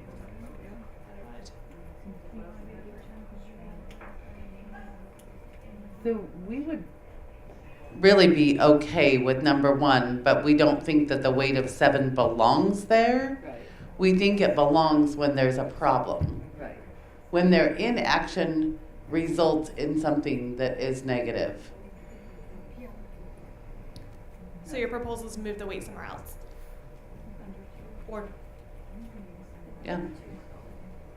all right, head start ECAP. I was wondering because we had a similar thought and we had done this in other, it says anyway, we've done this in other sections where that first one has not had a weight and has done the statement, and then we go on and the weight would be an actual the action steps. What our recommendation or question would be is if we remove the weight from number 1, then we would need a weight number 2 because that's the actual what you need to do to prevent pests. So I don't know if that would help or change, but anyway, that's our thought. Okay, so with that thought, would you like to send a resolution group now or table it? Table. So I'm hearing tabled from Family Home. Is that a group decision? No. Center's shaking their head. I'm going to propose a 1-minute caucus for you guys to decide as a team how you would like to move forward with this one. So we'll put 1 minute on the clock.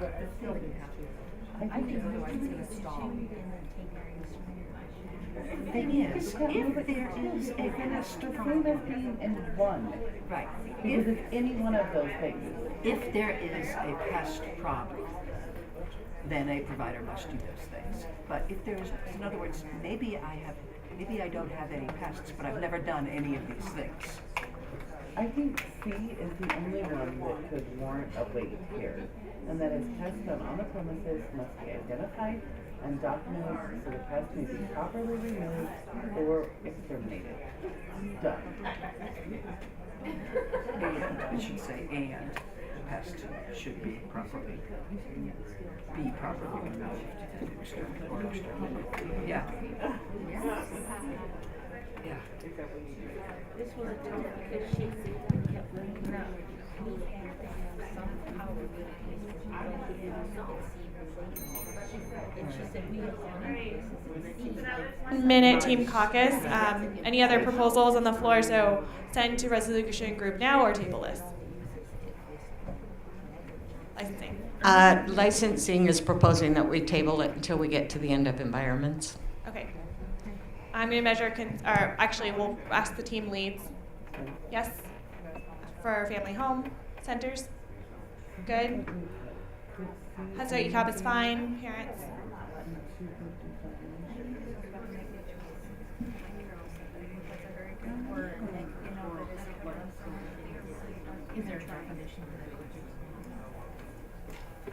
Okay, parents are good. So we're going to table pest control 0255 to the end. All right, that brings us to 0260. 0265. Okay. We already, okay.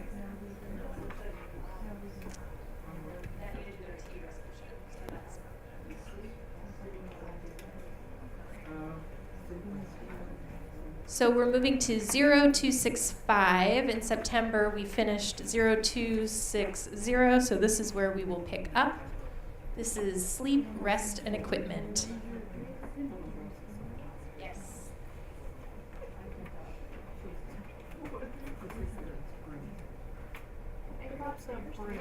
In 0260. Yes, and we So have it's not that consensus, right? We've not reached consensus on number 5. That was put into a TA resolution team. So if you want to send a team now, we could send a team now, or we can. Yeah, it's on our radar. So we have that. We reached consensus on 1 through 4, and number 5 we have tabled for further negotiation. So we're going to move into 0265. This is sleep, rest, and equipment. So number 1, an early learning provider must offer a supervised daily rest period for children, preschool aged and younger, who remain in care more than 6 hours per day or who show a need for rest. That is a weight of 5. An early learning provider must provide quiet activities for children who do not require rest. Quiet activities must be minimally disruptive to sleeping children. That is a weight of 4. Number 3, an early learning provider must communicate a child's sleep needs and patterns with that child's parent or guardian. That is a weight of 4. Number 4, an early learning provider must not place children directly on the floor to rest or sleep. That is a weight of 5.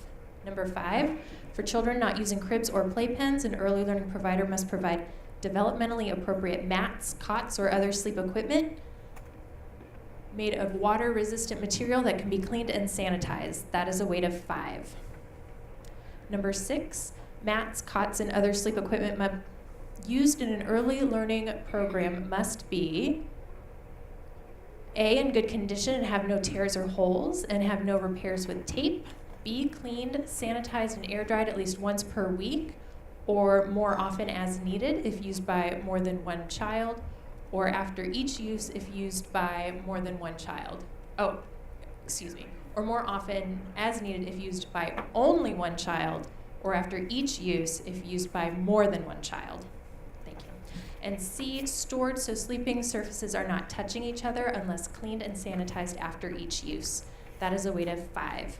Number 7, floor mats designed for sleeping in mattresses must be at least 1 inch thick. That is a weight of 4. Number 8, floor mats must be spaced apart from other floor mats, cots, and mattresses to reduce germ exposure and allow early learning providers access to each child during sleeping time as follows. A, there must be at least 18 inches on each side between each floor mat, cot, or mattress. And floor mats, cots, and mattresses must be arranged so children are head to toe or toe to toe. That is a weight of 4. Number 9, each child's bedding must A, have a clean sheet or blanket to cover the sleeping surface and a clean blanket for the child that is suitable given the child's size and room temperature. B, be laundered weekly or more often if soiled, or laundered daily if used by more than one child.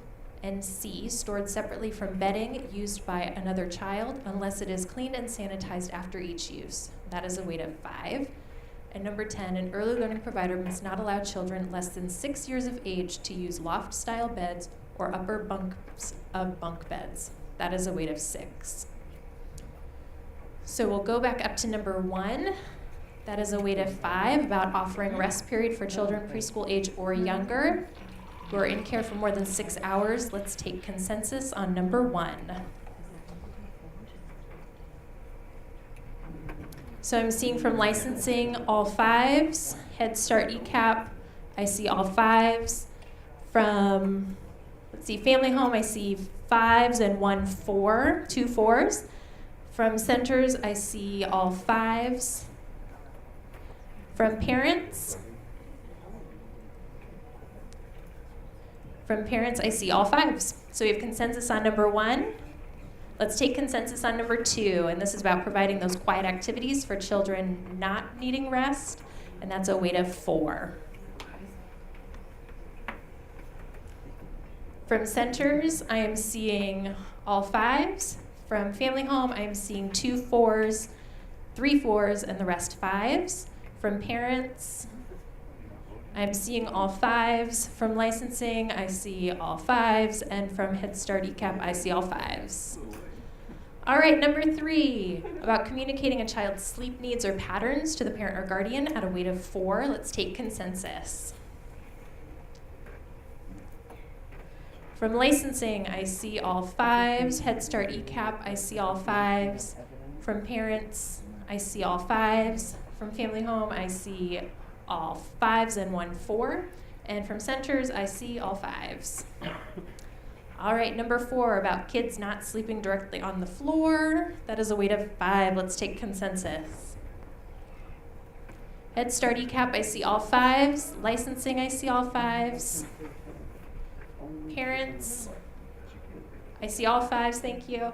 Family Home, I see a 4, 2 4s, and the rest 5s. And centers, I see all 5s. All right, number 5. This is about what the cots and mats must be made out of. Materials that can be cleaned and sanitized at a weight of 5. Let's take consensus. Head Start ECAP, I see all 5s. Licensing, I see all 5s. Parents, I see all 5s. Family Home, I see 1 4 and the rest 2 4s and the rest 5s. And from centers, I see all 5s. Awesome. All right, number 6.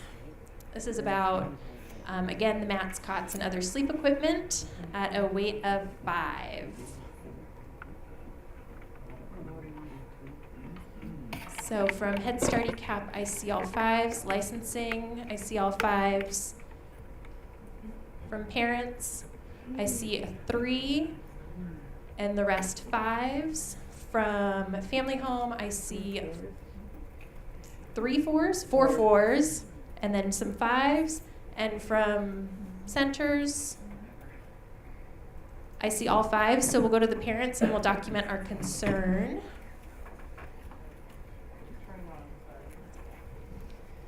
So I'm just wondering why it was changed from 30 inches to 18 inches.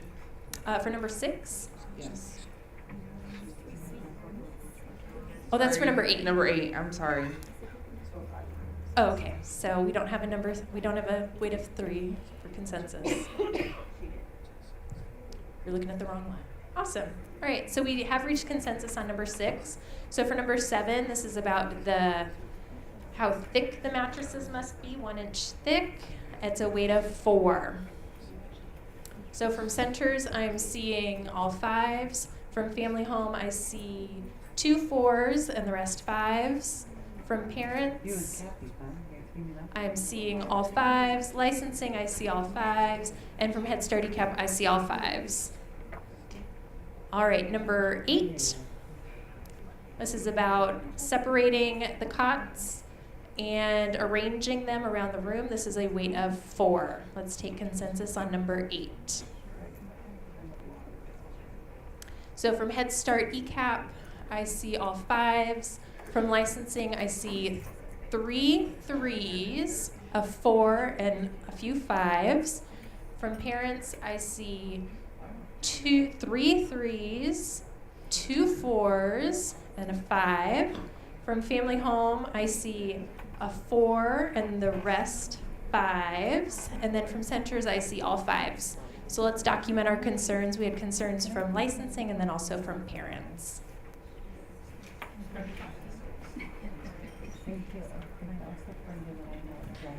We just had a little bit of concern of switching it from down to 18 inches, but not enough to lock consensus. Okay, thank you. So that was kind of our concern as well, the 18 inches. So we were thinking of how staff would, especially if you may be a larger staff or maybe disabled, I don't know, would there be enough space where you don't disturb the other kids? So not so much like we're blocking it, but Yeah, but how would you accommodate exactly. for some staff? That's all. Okay, thank you for those concerns. So we have those documented in our draft, but we do have consensus on number 8. So let's look at number 9. This is about what bedding must include. So that clean sheet, laundering it, and how you store it. That is a weight of 5. So let's take consensus on number 9. Okay, so from centers, I am seeing all 5s. From family home, I am seeing 3 4s and the rest 5s. From parents, I'm seeing all 5s. From licensing, I'm seeing all 5s. And from Head Start ECAP, I'm seeing all 5s. So we have consensus on number 9. And now let's look at number 10. This is about not using loft-style beds or the upper bunks, and that is a weight of 6. Let's take consensus on number 10. So from centers, I am seeing all 5s. From family home, I am seeing 1 4 and the rest 5s. From parents, I see all 5s. Oh, 1 4, thank you. From licensing, I'm seeing 1 4 and the rest 5s. And from Head Start ECAP, I'm seeing all 5s. Thank you. So we have reached consensus on section 0265. Let's add it to our thermometer. Woo! That's great.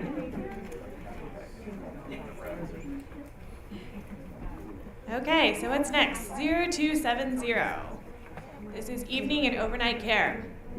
Number 1, an early learning provider must be approved by the department to provide evening and overnight care between 8 o'clock at night and 6 o'clock in the morning at a weight of 6.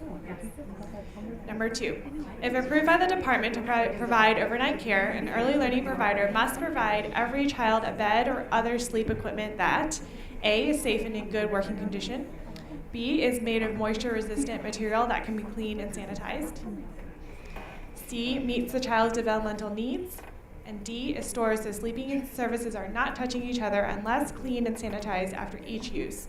That's a weight of 5. Number 3, each child's bedding must A, have a clean sheet or blanket to cover the sleeping surface and a clean cover for the child. B, be laundered weekly or more often if soiled.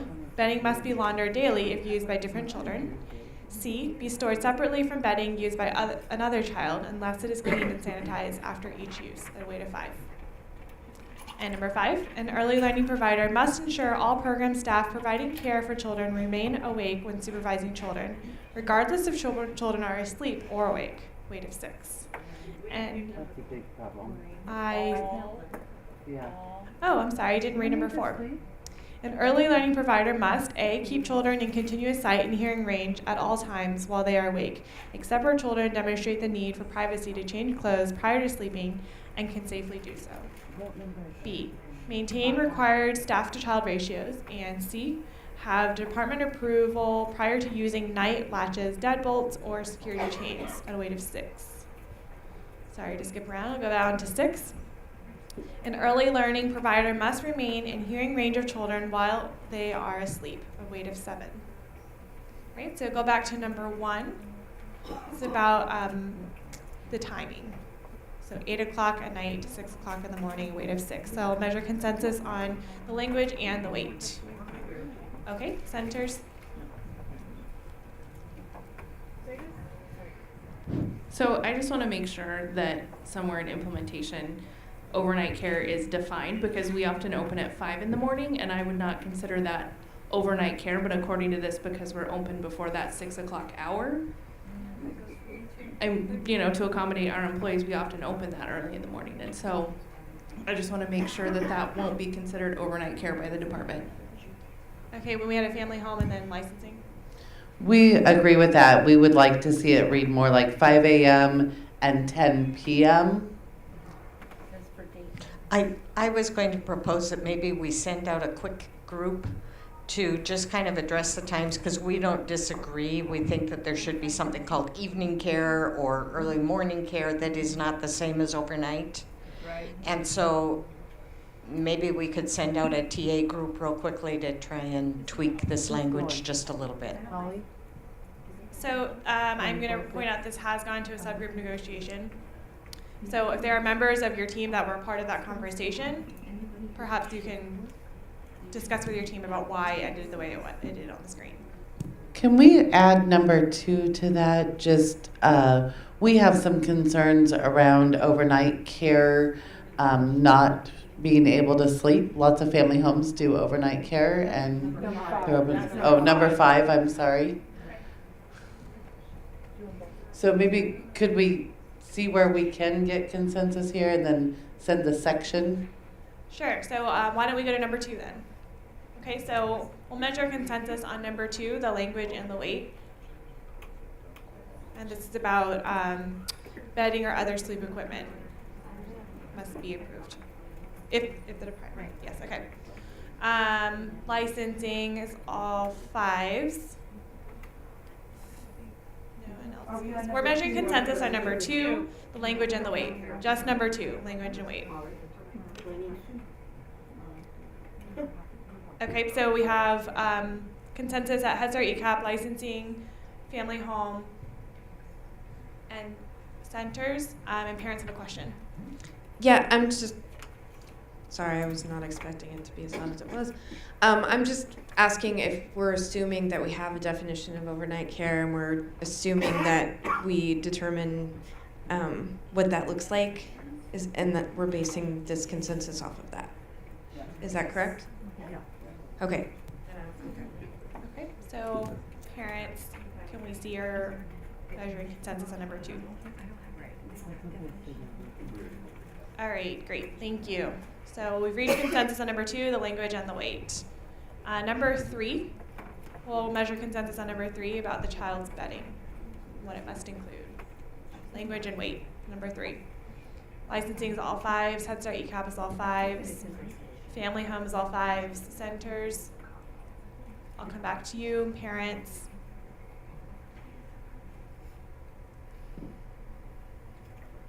Centers are all 5s? Okay.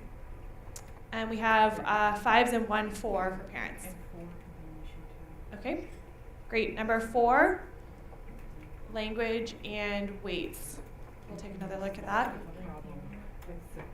So I'll measure consensus on number 4, language and weight.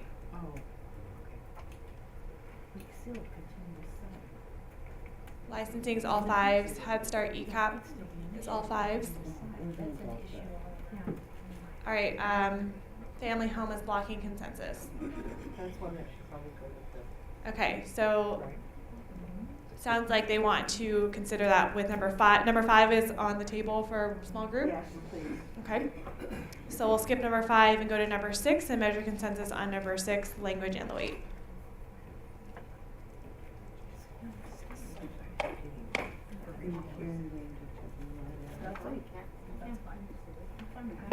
Licensing is all 5s, Head Start ECAP all 5s, family home all 5s. Number 6 is what we're looking at, language and weight. Number 4. Parents are not ready. Centers, I can't see your hand. Okay, all 5s, thank you.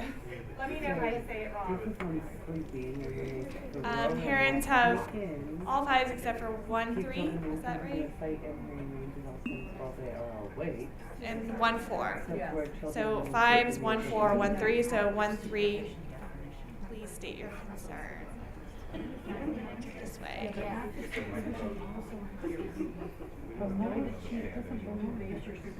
Oh. Can you hear me? Okay. That one's super loud. This one's quiet. I don't know. My only concern is, again, assuming that we address, being in hearing range of children in the previous ones, and assuming that we're going to come to a consensus for that, and making sure that it's an assumption, which was why I'm going with it, but that's my concern. Is if we don't come to a resolution on those things, then... We just agreed on that. Within hearing range. So she's saying she wants to apply that to number 6 as well. That's same. Right, so it's just... And children who can't speak. So I'm assuming that we're going to have all that figured out. All right, thank you. Did you want to number? Oh, the 4 doesn't give a. You're good. All right. So on the table is putting number 1, 5, and 6 to resolution, and I heard that request is for immediate resolution group. Seeing no 4 and 5. 1, 4, and 5. 1, 4, and 5. My apologies. 1, 4, and 5. So we'll put 1 minute on the clock for you all to choose who is going to go out to the resolution group.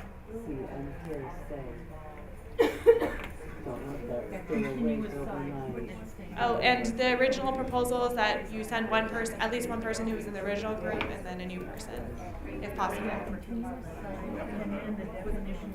Yeah.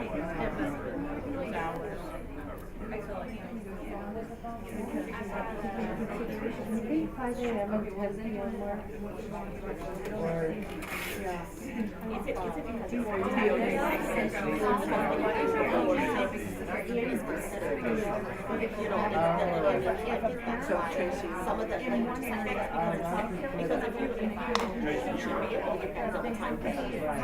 You're not how much will you get that 70 of course you get a $75 a month, or 30 hours or more of non-standard hours. I can't get all the rate.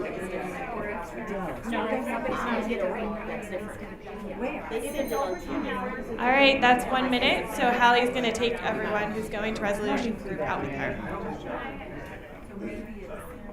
You're getting some of that. Nobody else is getting it.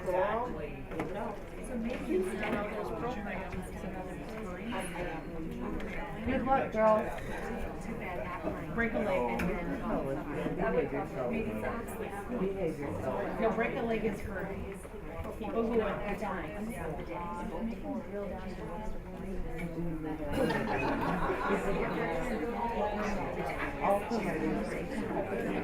There you go. Even if you have an infestation. Okay, so I got clarification on verse 1. Bathroom sink does not have to be if all they're doing is brushing their teeth and washing their the lead on the Dell, she got a letter from the Department of Health, and they clarified. She said she sent out a memo to licensing. Licensing is in us that No. Judy said no. Judy said no. I think, and everybody, because they said every single child has Would you like to figure for Yes. Because our license was I think there should be a class action for all those people that have the bathroom sink. Okay. Thanks, everyone. Let's get back together. We'll keep moving forward as the resolution group resolves that issue. Okay, so that brings us to 0275, which is infant and toddler care. So number 1, An early learning program may care for infants if the department inspects the program space and approves care for infants. A, prior to issuing the program its license, or B, prior to caring for newborn infants if the program has not previously done so, at a weight of 6. Number 2, an early learning provider working directly with infants and toddlers must complete the department's required infant safe sleep training pursuant to WAC 170-300-0106. 8. Also see references in 0290 and 0291. So that is a weight of NA. Number 3, an early learning provider must not use or allow the use of wheeled baby walkers, weight of 7. Number 4, a center early learning program licensed for care for 4 or more infants must employ or contract with an infant nurse consultant. An infant nurse consultant's duties depend upon the needs of their center early learning program. An center early learning provider and infant nurse consultant may identify the physical and emotional needs of infants through observation and assessments at a weight of 5. Number 5, employment or contract work between a center early learning program and an infant nurse consultant must include A, a written agreement with an infant nurse consultant currently licensed as a registered nurse, RN, who has worked in pediatrics, care of children, or public health within the past year or has taken or taught classes in pediatric nursing at the college level within the past 5 years. B, at least one on-site visit from the nurse consultant monthly if infants are enrolled. C, a nurse or designee that meets the requirement of a nurse consultant available by phone as needed. And D, the nurse consultant's written notes from the on-site visit, which must include topics discussed, areas of concerns, date and signature of the consultant and representative from the early learning program at a weight of 5. Okay, so that's 0275. We'll go back to number 1 at a weight of 6. So we'll measure consensus on the language and weight of just number 1.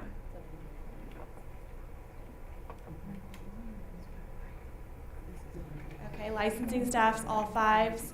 Head Start ECAP, all 5s. Centers are all 5s. Parents are all 5s. Yeah, so it's already done. So I don't. We have, Okay, so there's a 3 for family homes and a 4 and a 5. So we have 3 4s and 5s. So for the 3s, please state your concern. I believe that this number 1 is addressed in initial licensing, and so we just want to make sure that that weight is reviewed and it's only weighted in one area. Okay, thank you. So Lori is going to capture that concern. Do you have a response?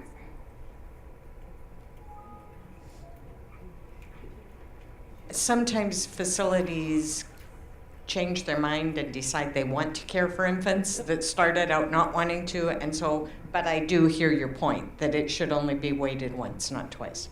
Thank you. All right, great. So that means that we've reached consensus on that, but we're going to note the concern and make sure that tech writers review that. So number 2, we'll measure the language and the weight, which is a weight of NA.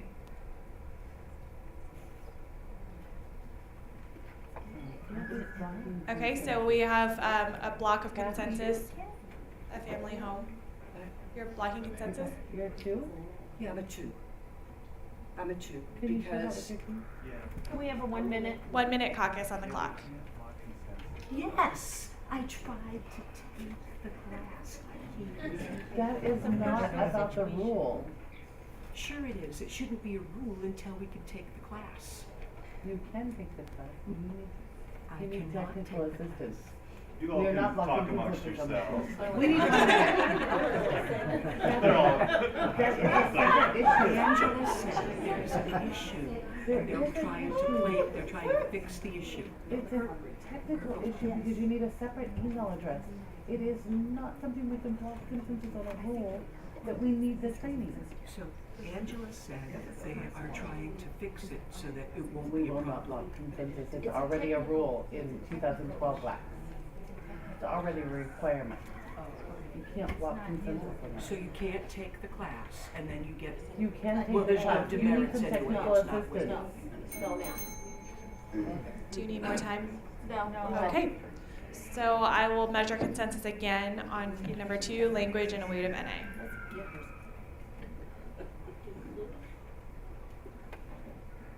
All right, licensing Head Start ECAP, all 5s. Parents are all 5s. Centers are all 5s. You had a 3 over here? Oh, yes. I'm just waiting for family home. Are we ready to all? We're fine. Okay. Some of us are calling. You can't take the class right now. We're going to That's the address that with problem. a level So we have a 3 here, so we'll state your concern. Noted. Thank you. So the Dell training website faces many challenges to people doing this work. One, the training is only available in English and Spanish. Spanish is relatively new. It's only available if you are able to navigate the technology necessary to do so, which also includes having a different email address than your STARS training email address. Many times, certificates do not print. We have a language barrier that this class and a training need for people to access this in person because that is how they learn better. Right. So we are not addressing the needs of this requirement that our union has been requesting for 5 years since this went into effect. So we have a big concern around it. We think this is a good place to address it. We'd like to know how many people are written up for not having this and what the barriers are. We have email notifications saying they realize that there are barriers, but nothing has been done to address them. So, Thank you. yes.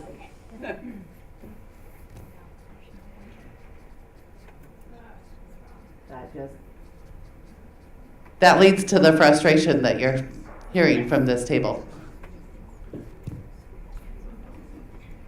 All right, thank you. I'm going to add this to the list. Hopefully you saw the list of implementation. We became keeping track of all of them, whether it's on a piece of paper or on the full screen. Okay? So we've addressed that concern by noting it. Sorry.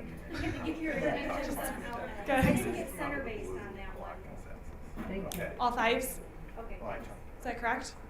What, on Okay, 3? thank you. Yep. Yeah, 5. Okay. Wait, I'm sorry. That was on number 2. So now we're on number 3.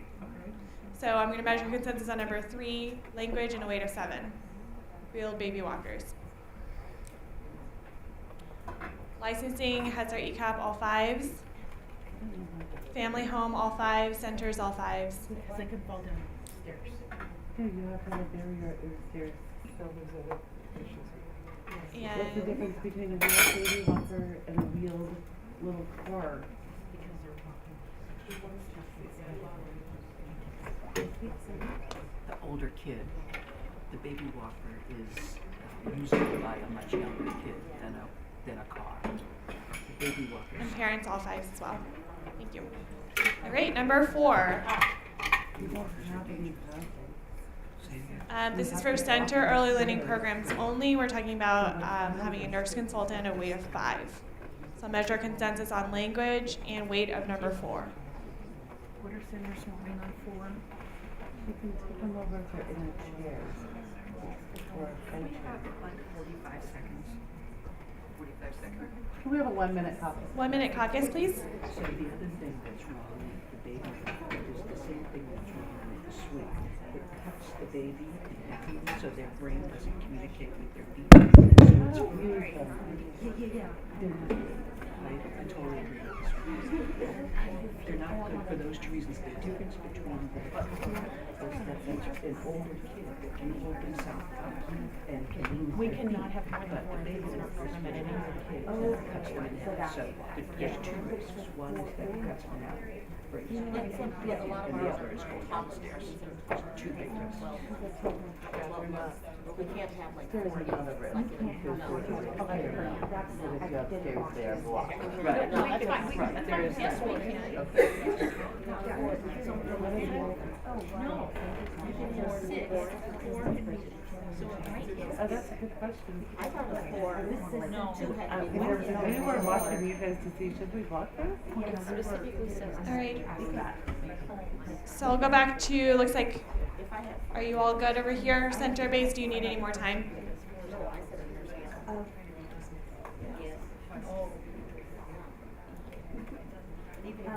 We were wondering why a center has to have a nurse consultant and not an in-home provider if they have 4 or more infants. What the reasoning for that is?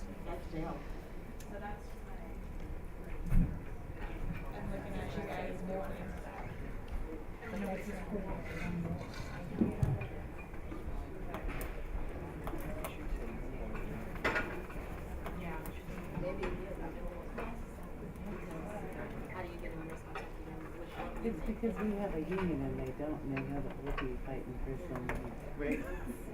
Increased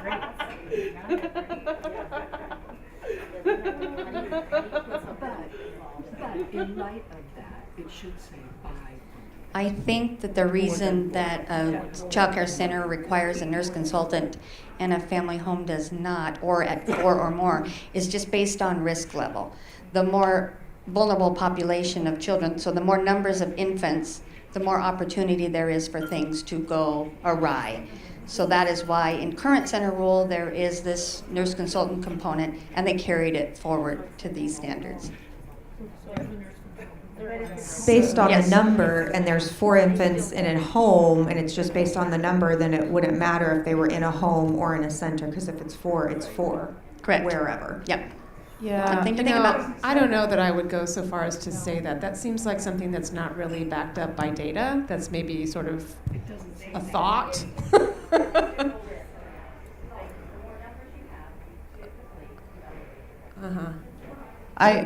I would just like to address the difference between family home and center. In a center, you are more likely in an infant room to have multiple different teachers that are not maybe as familiar with the everyday routines. In a family home, they have the consistent same provider likely every hour of every day that they are there. And that could be a little bit of difference, but I'm wondering if it should read more than 4 rather than 4 or more. It would be more than 4 because 4 is kind of that breaking point in staff to child ratios. So it would be consistent.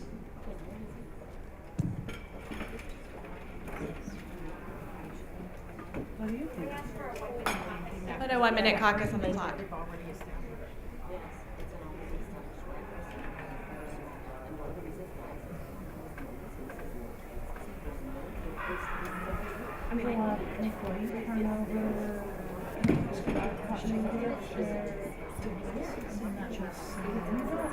Yes, I'm not familiar with that. You may not know the really typical characteristics. Licensing just said that if it's a center or a home. No. That's what licensing just said.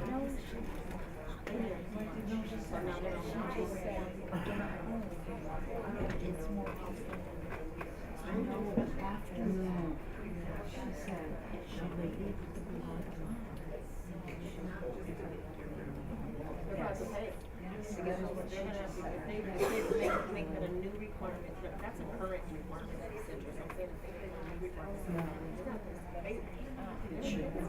Aren't you glad you have a union? Yeah, it should All right, so Team Cogs is up. Do you need more time? You need another minute? 30 seconds, all right. I think it should say more than 4. Ask for clarification about what she just said. They're caucusing. I mean after. Okay. We can give it ask for clarification on the caucus. No, I mean after. Thank you, Kathy. Is she a Okay, So Team Caucus is up, and licensing, do you have a proposal? Yes, we propose that we eliminate number 4 and number 5. Okay. So I'll measure consensus on eliminating 4 and 5. We need a team caucus. All right. 1 minute Team Caucus. Go ahead.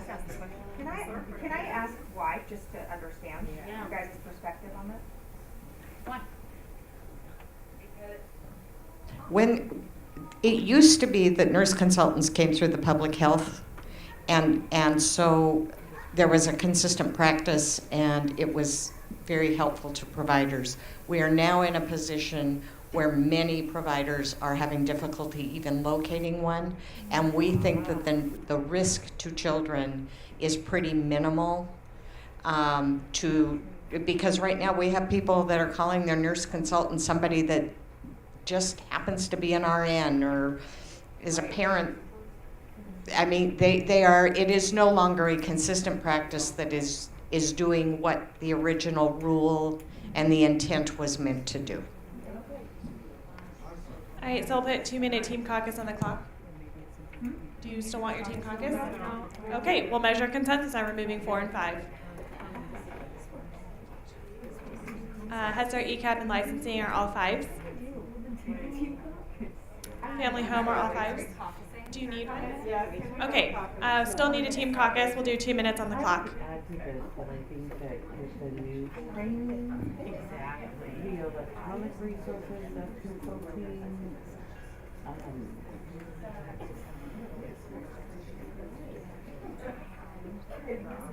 Basically, maybe it's not saying we can't do this, it's just saying right? Oh, there's a short. That's what I said.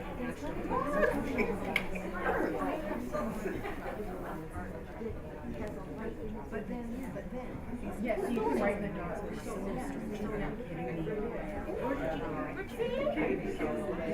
is just another thing.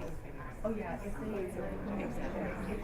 they're trying to get you to buy because we do what you do is you fill out the application and you don't get it, and you start sending you stuff. I did. You didn't know? No.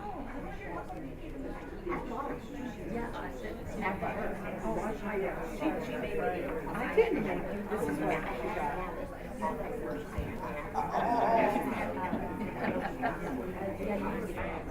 No, I learned them that for other providers, that's what they do. They go online. So what's the name of that company? Yeah, that's the national. It's the same company. And then they don't order it. And so they try to do it. And then send you, 2 or 3 things. Or calendar. I know. Yeah. Okay. They were bad. But yeah, I think that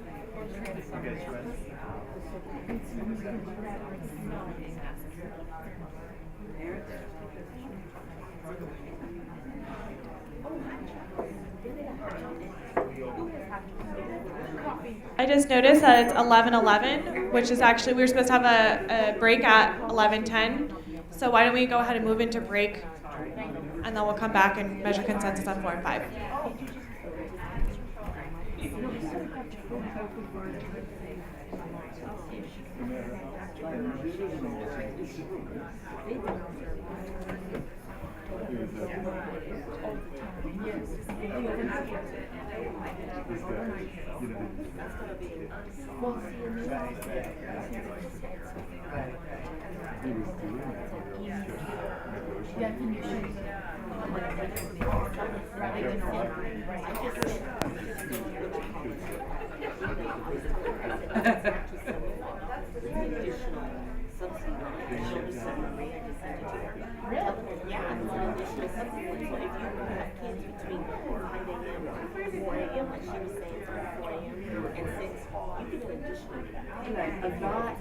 I was there this last time. I wasn't there.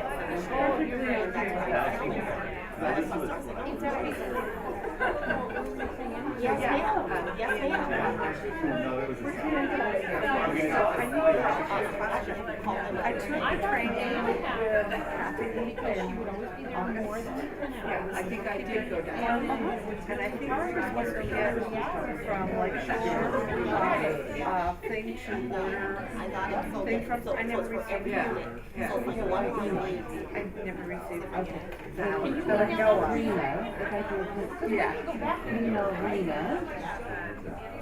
Do you know your provider number? No, I don't think I saw it. Wait till I get to My SSP number? Yep. Sorry, it's because, but the reason I did that is I knew you would have it, Chris. I put it in my phone, and it's like, because, it's 730. So that doesn't help. Did you also get Houston to North Seattle is registering everybody that getting their record and yeah, I talked to, you're right. I was paying attention here. Well, it's my teacher, she's doing everything. Okay, Rena. Okay, Madam Secretary, how you doing there? You know, you gotta take notes.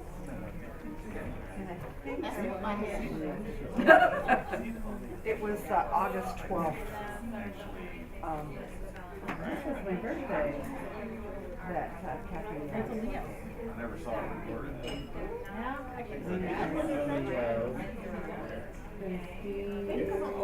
You can do it.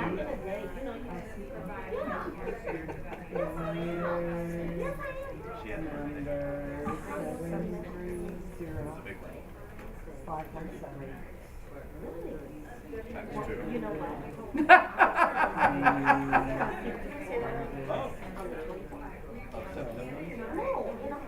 Oh, not yet.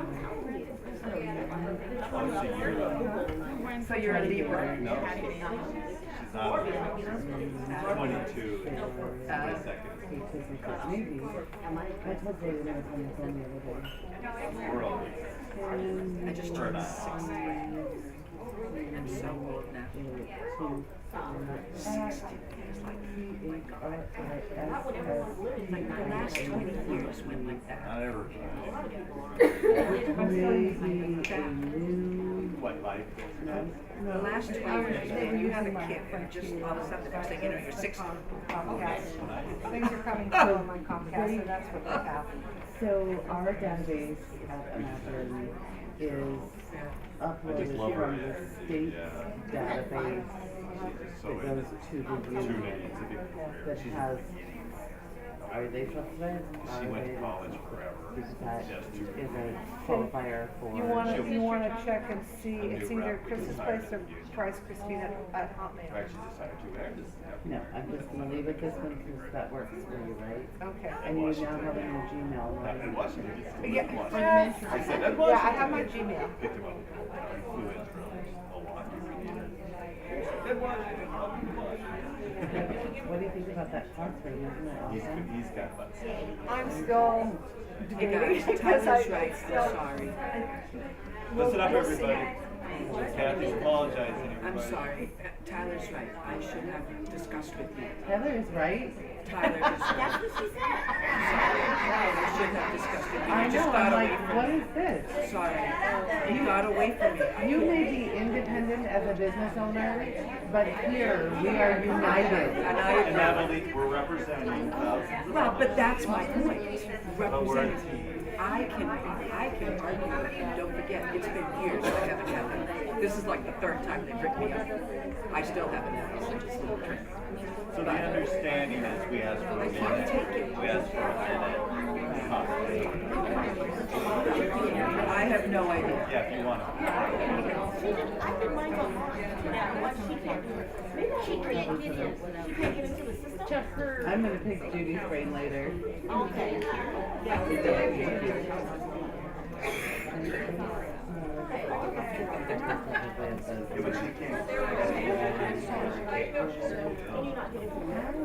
I keep getting to use the same computer all the time. Because it's got your password on it, you forgot your password. That's my deal. I got this notebook with passwords. I couldn't find one, so I just put it back on the table. I tried to do that. I tried to do that, and then it said that email. So find them. I think, you know what, I think that, I think I actually have. And I think that's probably so I get a try again. I think that's right. But my point, even if I can't, that's not my point. My point is, what about, does somebody? Yeah. It's put in there. Right.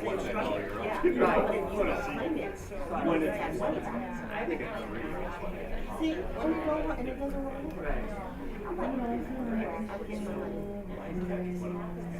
So are you going Let's say it again. Oh, that's a good one. No, I know you're going to ours.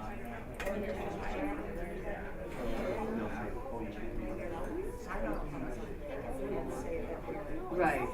Right. Forget it. Right. Right. Same thing. Oh my God.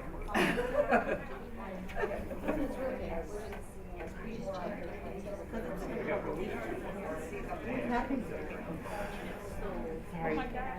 Kathy Yossi, would you be available on Wednesday, November 8th to teach a CPR training with me to the immigrant and refugee community? So Wednesday, at the neighborhood house in Kent. We will do another one likely on a Wednesday at the Goodwill. Because that's when they meet regularly. They're doing a in the evening? During the day, 9:30 to 4. Providers? They are not yet provided. I know that. You told me They are this. new to this world. Yeah. This side of the world. It is likely that I could, but I need to check and make sure I have coverage. Okay. And we have to partner with maybe one of our trainers who does I'm gonna say what'd you say? 9:30 to 4 p.m. on Wednesday, November 8th. Yep, At Neighborhood House in Kent. The Goodwill class in Seattle will be on the Monday. Okay, so I'll put a question mark. It's very helpful as an entrance and a learning mechanism to learn other That's cool. coursework in CPA. Oh, that's cool. Love it. So,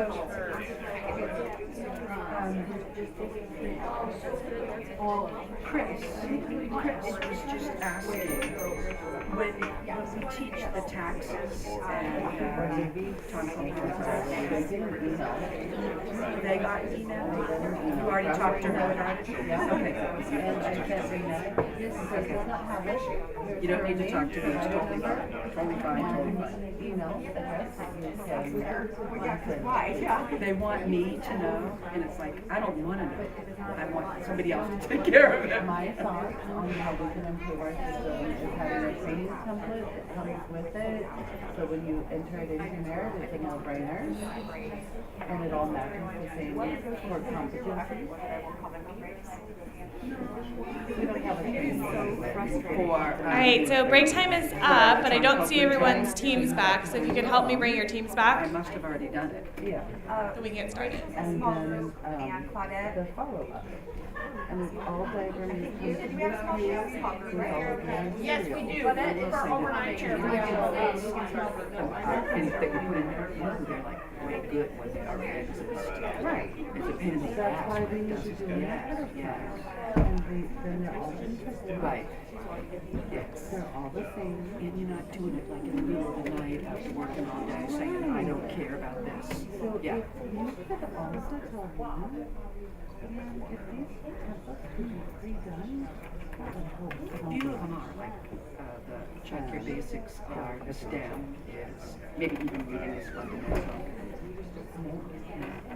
So if you did, No, it would be a lot better. I enter my training and go through things it is after. Right, no, it's really hard. I don't even, and what the hard part about it is that stupid schedule.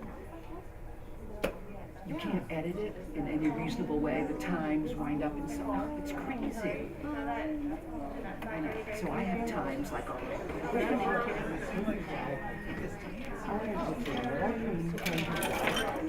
have all of our templates done and have Dell do a drop down menu for everybody who participates in the oh, here's my training. Yeah, that would be a lot better. Yep, that would be a huge improvement. Working on that. I'm just gonna ask you what, if you heard anything. I have class at night, I haven't talked to a lot of Okay, I would love to hear feedback, like real honest feedback, but I thought it was fabulous. And we're gonna do a part 2 next month. And I thought it was just like, it's 2 parts, we're gonna do this whole thing, but some people thought that it was, oh, I can choose one or the other. And so 7 people that filled out evaluations that said they won't come to the next one because of a conflict were all great comments, and it was a lot of fun, but also based on their questions and ideas and adapting their practice. So that's exciting too. So I think if they want more inquiry-based questions and ideas to use to extend the learning. And I was, and I gave them homework, Carol. Well, I've been thinking about expanding the STEM thing, so what I So we've come back from break, and it sounds like we've all come back from Team Caucus. So what's on the table is striking both 4 and 5. So I'll try to measure consensus on both 4 and 5 being out. Measuring consensus on striking 4 and 5. Okay, Head Start ECAP and licensing are all 5s. Parents are all 3s. Family homes are all 5s, and we have a mix of 5s and 1 3 at center. So we'll start with parents first in your concern, and then we'll move to center's concern.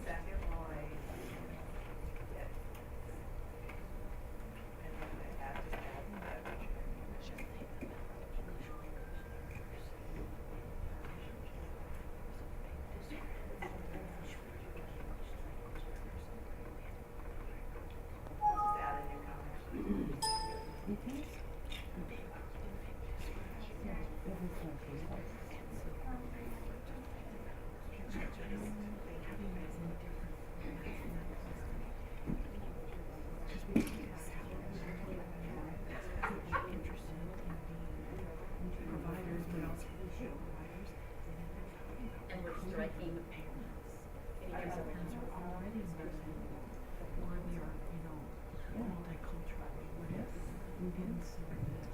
So we're talking about striking 4 and 5, which really is deleting the part about the nurse health screening, sort of. I think that I could agree to that if in the WAC 0055, if we raise the weight, I don't have to do this now. I would like to increase the weight, and Sharice is going to finish.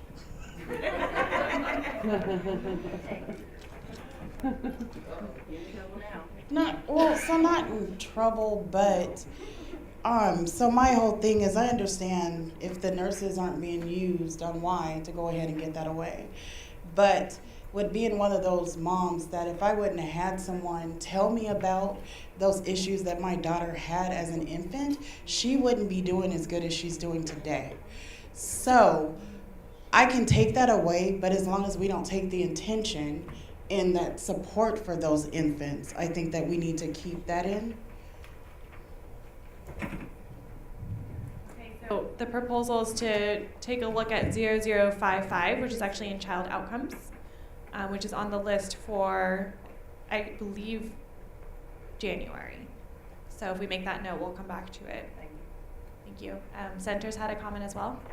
I know this is probably weird coming from Centers, but my own personal experience was that we were really sad when it went away as a free service, and we had the very fortunate experience of working with a really great nurse consultant since then, and it has been a very valuable part of our program. And so I do just want to put it out there to Dell, if there is some capacity to provide some extra services to infant programs, especially with all these new WACs coming down the pipeline, having extra help wading through those is great. But I agree that taking this out because there isn't access to good quality nurse consultants who can speak to this does make sense, but just something to add in there to have some support. Thank you. If I could just add on to that, I think early support for infants and toddlers is happening, and we have resources. They are not always easily accessible. In my community in Everett, in the Northwest region, I sometimes have to make 15 calls to all different places to try to find a consult on something. So I think as we're expanding a lot of those supports would be valuable. Thank you. Noted it here, and I know that Lori's also noting it up on the board. Well, that's a great sign, because that means we have come to consensus on 0275. Nice job. I'll add it to the thermometer. Okay, so that brings us to 0280, which is bottle preparation. It's looking good over here, right? All right. So as a reminder, if it's in a box, that means the Dell technical writers were requested to make some language changes and proposals, and so I'll read what's in the box. Right, Lori? Yep. Okay. Number 1, an early learning provider may allow parents to bring from home filled bottles clearly labeled with the date and infant's first and last name for daily use. Bottles must be immediately refrigerated at a weight of 5. 2, a bottle preparation area, including a sink, must A, be located at least 8 feet from any diaper changing tables or counters and sinks used for diaper changing, or B, be physically separated from the diaper changing area by means of a barrier to prevent cross-contamination. If a barrier is used, it must be 1, smooth and easily cleanable, 2, sealed if made of wood, 3, moisture resistant, and 4, extend at least 24 inches in height from the counter or changing surface, and 5, solid without cracks, breaks, or separation at a weight of 6. Number 3, to prepare bottles, an early learning provider must A, clean bottles and nipples before each use using warm soapy water and a bottle brush, and sanitize by boiling in hot water for 1 minute or pursuant to WAC 0198. B, wash hands in a sink clean and sanitize prior to preparing bottles. C, obtain water from a sink used for bottle or food preparation only, or from another approved source such as bottled water. Water from a hand washing or diaper changing sink may not be used for bottle preparation. D, use bottles and nipples in good repair with no cracks. E, use glass or stainless steel bottles or use plastic bottles labeled with 1, 2, 4, or 5 on the bottle. A plastic bottle must not contain the chemical bisphenol or BPA. I didn't know that's how you, okay, BPA. F, prepare infant formula according to manufacturer's directions and never serve infant formula past the expiration date on the container. G, not heat a bottle in a microwave. H, warm bottles under running warm water, a counter. Warm bottles under Warm bottles under running warm water in a container of water or a bottle warmer, not to exceed temperature warmer than 120 degrees Fahrenheit. I, keep bottle nipples covered if bottles are prepared ahead. J, store prepared and unserved bottles in the refrigerator. K, not allow infants or toddlers to share bottles or cups when in use. And L, throw away contents of any formula bottle not fully consumed within 1 hour. Partially consumed bottles must not be put back into the refrigerator. All of that as a weight of 6. Okay. We'll circle back up to number 1. We're looking at the language in the box at a weight of 5. We'll measure consensus on just 1, a weight of 5.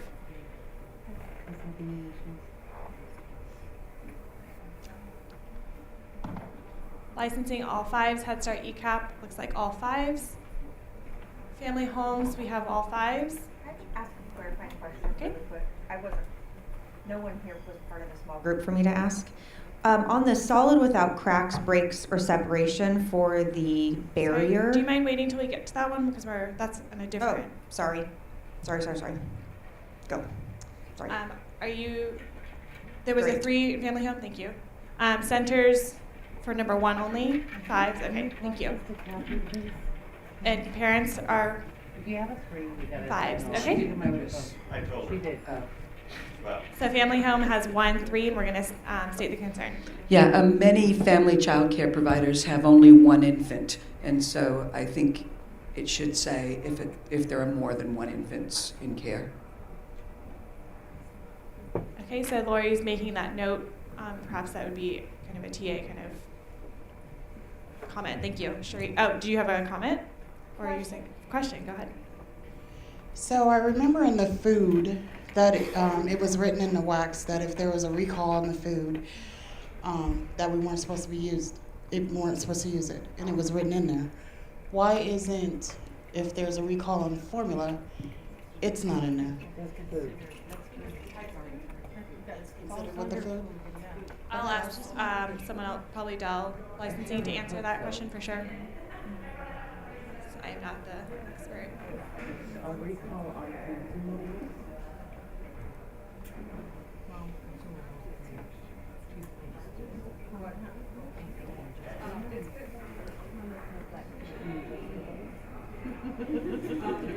Formula or breast milk is considered food. It's consumed. So anything that's consumed, yeah.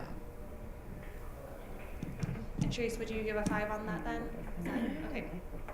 All right, great. So we've reached consensus on number 1 at a weight of 5. So we'll move on to number 2. And this is where, Nicole, this is the cracks. So. Okay. So the cracks and barriers, the breaks. So when it meets, if it's a sealed break, like if there's caulking, does that count as covering the cracks and breaks?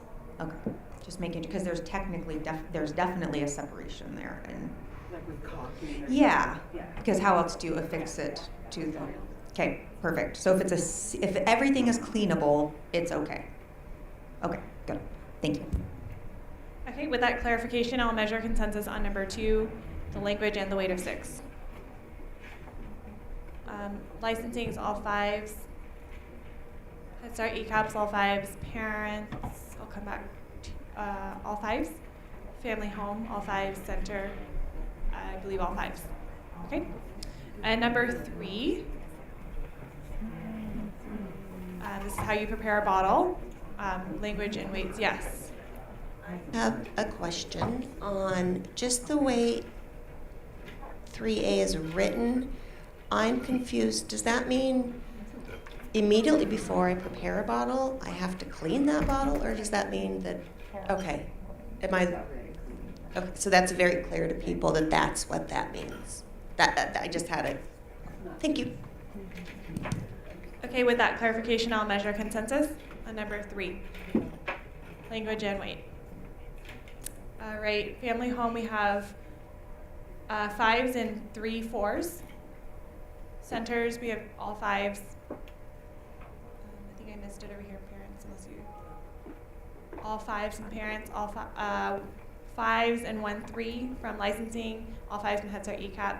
So licensing will state their concern.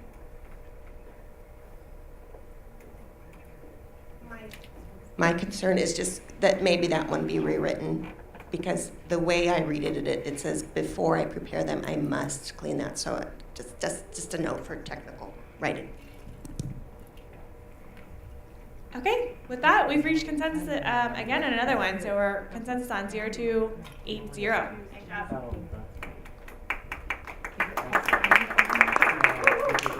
Okay, moving on then to 0281, which is about breast milk. And we'll wait for Lori to catch up on the notes.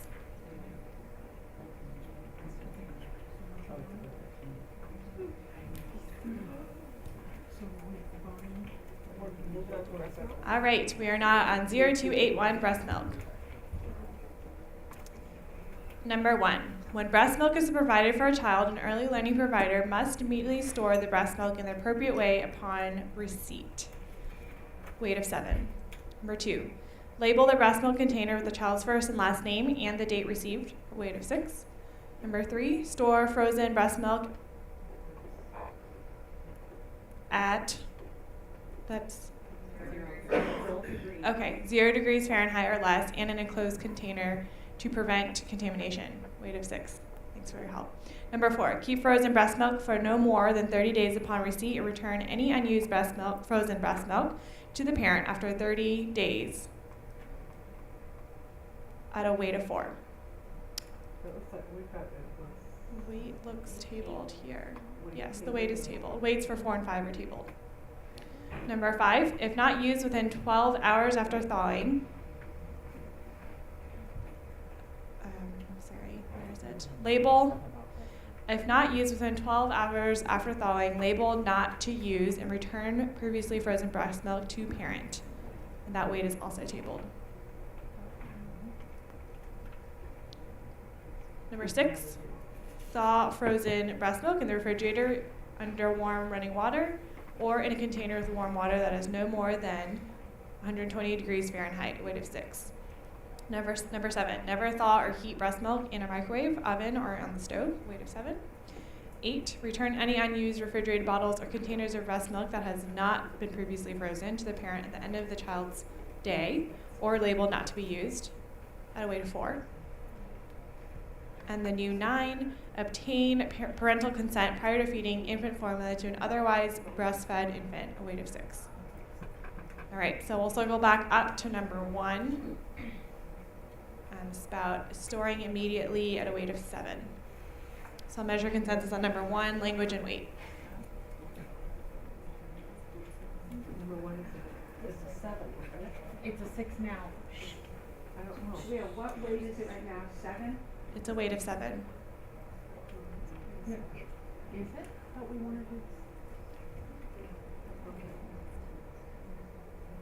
All right, so measuring consensus, Head Start, ECAP are all 5s.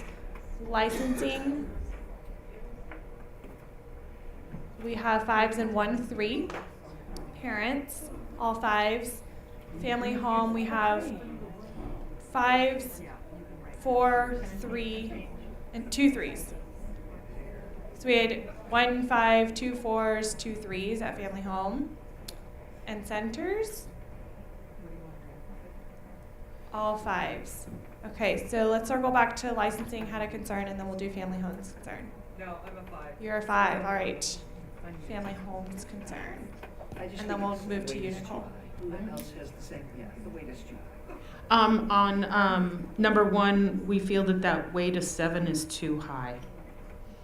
We'd like to see it like at least a 6. Okay, so we'll note that concern. It was on a 3. Nicole, did you have a? To make sure I'm not missing anything, this wouldn't cover breast milk that has been offered to a baby to be saved to return home. That's not covered in this section. Yes. This doesn't say served. This doesn't. Nothing in here addresses served. It addresses thawed, but not offered. So you're not talking about number 1 right now, are you? I'm the worst. Sorry. I'm voted off the island.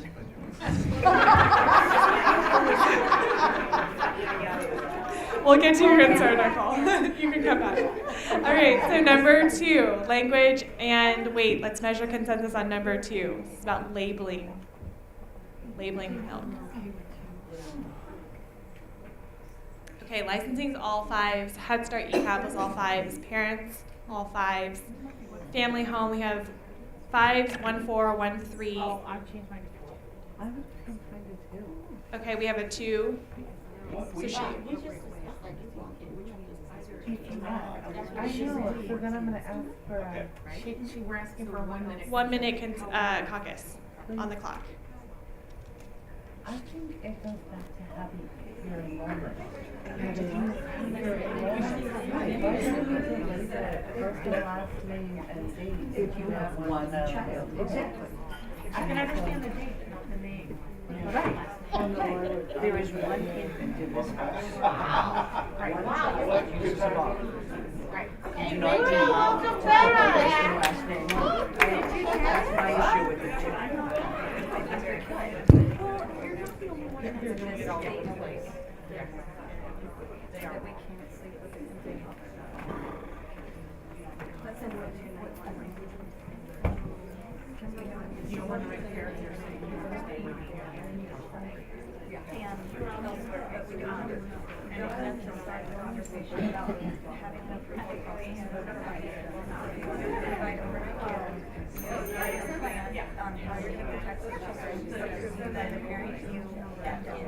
I'm going to propose that we add 1 more minute on the clock since our group came. You ready? All right. We were talking about. So we just have a recommendation. Quite often, there's only one infant in care, and first name, last name, date seems excessive. Also, if you only have 3 infants, they probably likely have all different names. So I would say identifiable to the appropriate child. So you're proposing a language change? Yes. All right, licensing. I would just like to say that we do receive complaints of milk and formula being mixed up even when it's labeled. Constantly. We get several complaints. So I think everything, it's not that hard to label and date. It's really not. Yeah. But it doesn't matter. How much experience do you have working in a childcare 24/7? How hard is it For to how hard label? it is. It's the 100 other things that you have to do. If you have 1 infant, why do you need to? Because tell the parent to label the bottle. You don't have to label it, the parent can label it. It's not that hard. So we're regulating for the parents?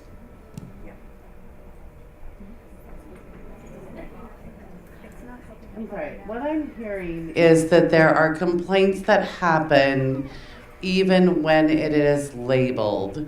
So I don't think that this addresses that. We would like to reduce the other things that are required of us that are not directly related to care of children or that do not make a difference in the quality of the care that is being provided or the health and safety. So if we could just add identifiable to the appropriate child that it belongs to, we would be happy with that. I'm going to ask if anyone wants to propose a team caucus. All right, we'll put 2 minutes on the clock for a team caucus.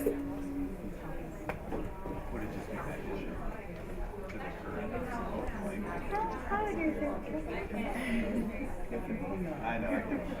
Put that aside for a moment. We'll process that later.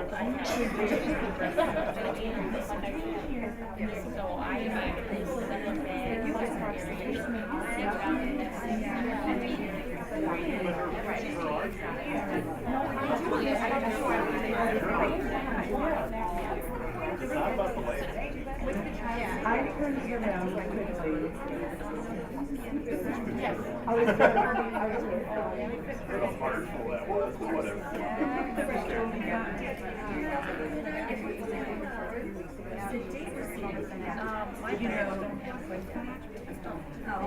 And you can make it up to the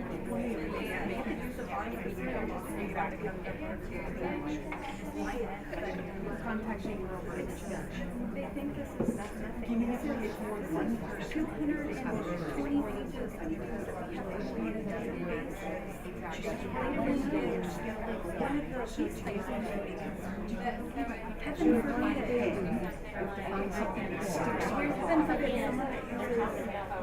Medela. I can't wait.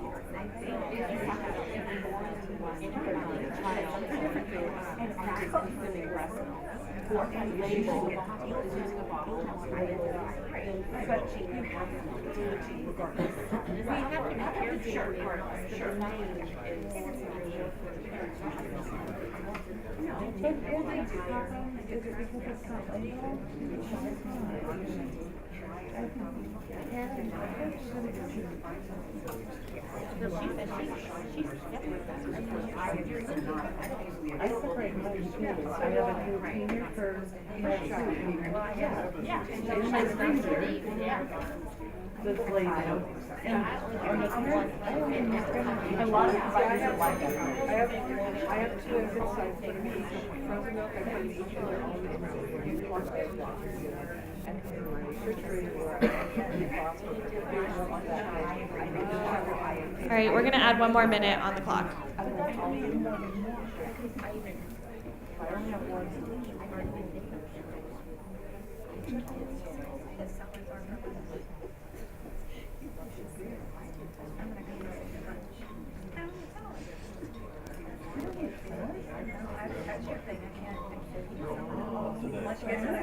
All weekend. Oh, you're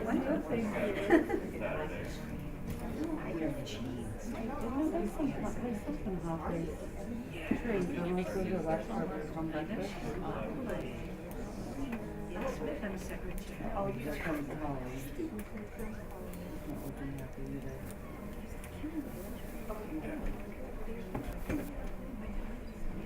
Let's look at their faces. And they don't really look that happy.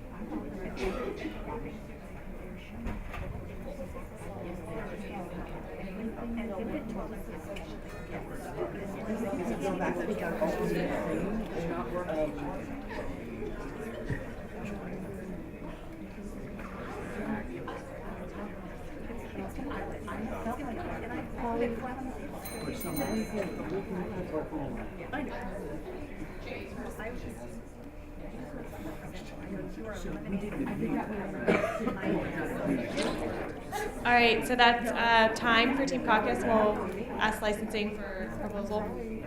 Okay, can we rebut at this point, or do you want us just to make a recommendation? Okay, our concern with this, we have multiple concerns with not labeling. You have to have the date on it anyway. I mean, that has to happen. So if one of the things is if you have one infant in care right now, so you're not labeling, and then a second kid comes into care, all of a sudden you are out of practice with doing what is necessary to prevent cross-contamination. There's also the issue of different age children that could possibly be involved with breast milk or bottles. I mean, it isn't just an infant. This makes it sound like it's an infant, but there are now recommendations that children nurse until they're 2 years of age. So this is a bigger issue for us, and so we would recommend that it be left as is, and as long as it is a first and last name or ENT, or that there is a way that it clearly. That's exactly what we're recommending, is that it's clearly identifiable for the child. So it could be their initials, it could be with the date. We agree with labeling. We want more than just the initials, because you could have a substitute come in or a new staff member that doesn't know. And they probably don't know their name either. Well, we would hope so. Okay, so I don't think we're going to reach consensus on this, so do you have a recommendation on what to do about it? I would suggest that after we go through the rest of them, that maybe we send this to a TA. Okay, So we'll look to the team leads to see if that proposal is acceptable. So we're gonna go to 3, finish all of the breast milk section, and then come back and make a decision on what we want to do. Holly, do you want to require first and last name labeling on? Even if you have one? Is it worth a fight? We're not bigger fish to fry. That's fun. At a rate of. We can do 3. We can, yeah, go with 3. Right, yeah. Right. At a rate of 3.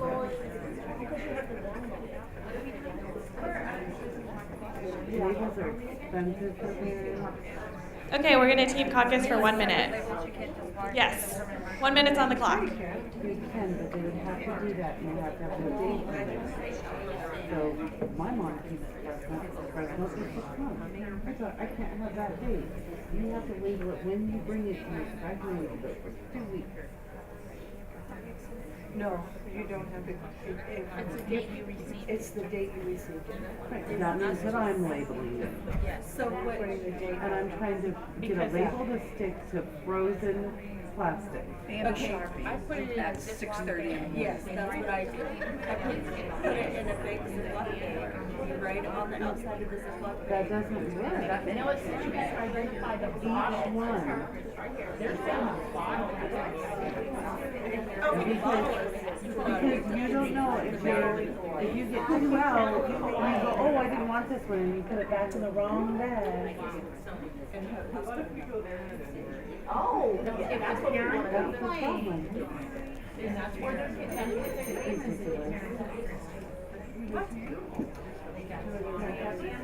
Emily Holmes, since you guys were the ones who caucus, do you need more time? Half an hour a day to come and label those when it gets So we can do 3. We want to table this. Okay, so the proposal on the table was to go through keep going down the breast milk section and then circle back and see how we're feeling.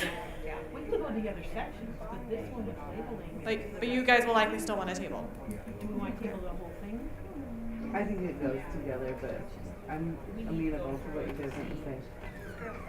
Should we table? All right, licensing. Okay, licensing is willing to go with child's identifying information and the date, as long as everybody fully understands that if there were something that didn't work in that because you didn't use names, there would be a citation. If it's not working, then it's not identifiable enough for everybody. So we're willing to say that because the intent is the same. Okay, so the proposal is number 2. Label the breast milk container with the child's identifying information and the date received at a weight of 6. So I'll measure consensus on that language and weight. Are you measuring Yeah, I think we should measure consensus. Okay, so we're measuring consensus on that language that's on the screen. So we have a block at licensing. Who proposed it? Can you guys please state your concern? Where's Kathy? Okay, so we're gonna table this one. Parents.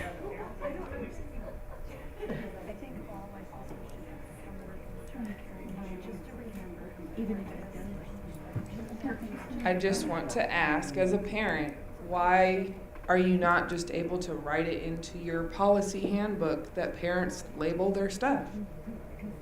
You can, but enforcing it is different.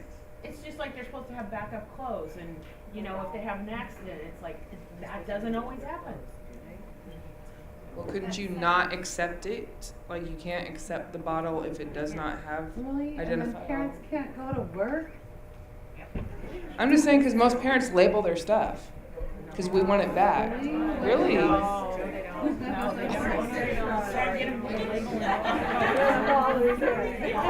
Okay, so let's document the concerns here. So there's concerns from parents. Parents believe that, parents could be the one responsible via provider policies. but we're gonna get written up because the parent didn't comply. Understood. Licensing has concerns because they've seen unlabeled, so the concern about potentially mixing up bottles. We have concerns from family homes, family home providers. And they to summarize, I would say mostly because you have a small number of children, so it would be not very helpful. It's a lot of work to get them labeled in order to use them. Not a small number of children. One child who uses a bottle. The biggest concern is around the one child, like the one child situation. Thank you. Okay, so we've documented the concerns. Anyone from Center or Head Start ECAT that has any other comments you want to add to the concerns? Okay. So we've tabled that. So it is 11:58. We're 2 minutes to lunch. I'd like to make a proposal to go ahead and read what the resolution group has come up with, because we understand there may be some concerns. So that way at lunch you guys can team caucus both about breast milk and what came back from the resolution group. So Hallie will go ahead and plug that in and read that to you all. 270. Okay. Yeah, so that's 0270, and what was sent was 1, 4, and 5. I have kept my cloth napkin in case we need tissues.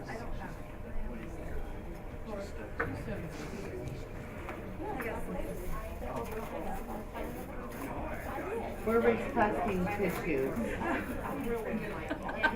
Okay, ooh, that was loud.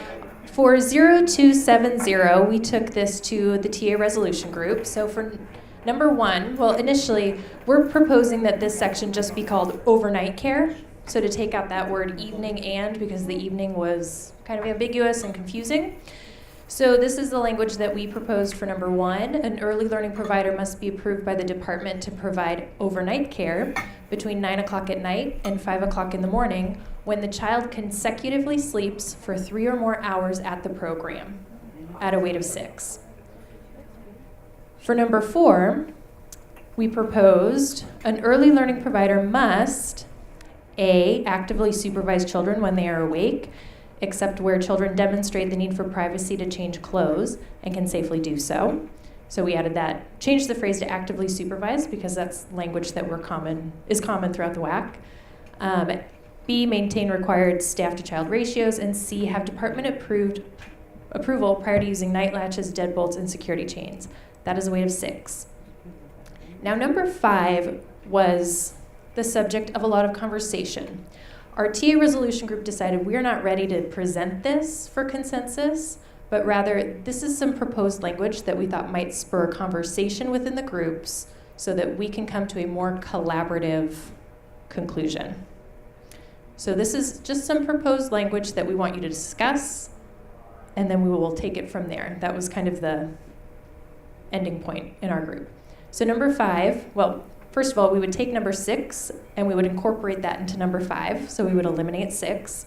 So number 5 says an early learning provider must ensure all program staff providing care for children remain awake and in hearing range when supervising children, regardless if children are asleep or awake, unless a plan is approved by Dell, families, and the provider. Safe sleep practices must be followed pursuant to Section 0291, which is the infant and toddler safe sleep practices. That would be a weight of 7. So as we move into lunch, you guys can talk within your groups about breast milk, and then also number 5 here. And anything else you think might be interesting to talk about.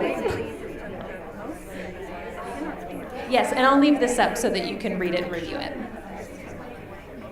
Can we add 0291 that also is associated with this same information for discussion around lunch? Because they connect together. But we'd like everybody to be doing that. Yeah. We also are going to suggest tabling 0291 until tomorrow when another parent is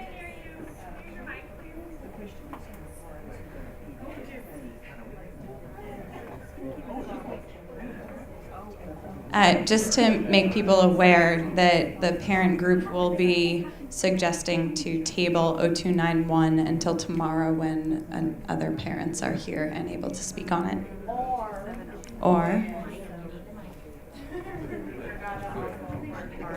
Or when there was a training when we discussed professional development in the training requirements, and then we can get more information on the lack thereof of the support, because the whole thing is, how are you guys going to have the plan, or for them to follow the plan if they don't even have access to get the information? The safe sleep practices, the issue that was brought up. Lunch is served. Thank you.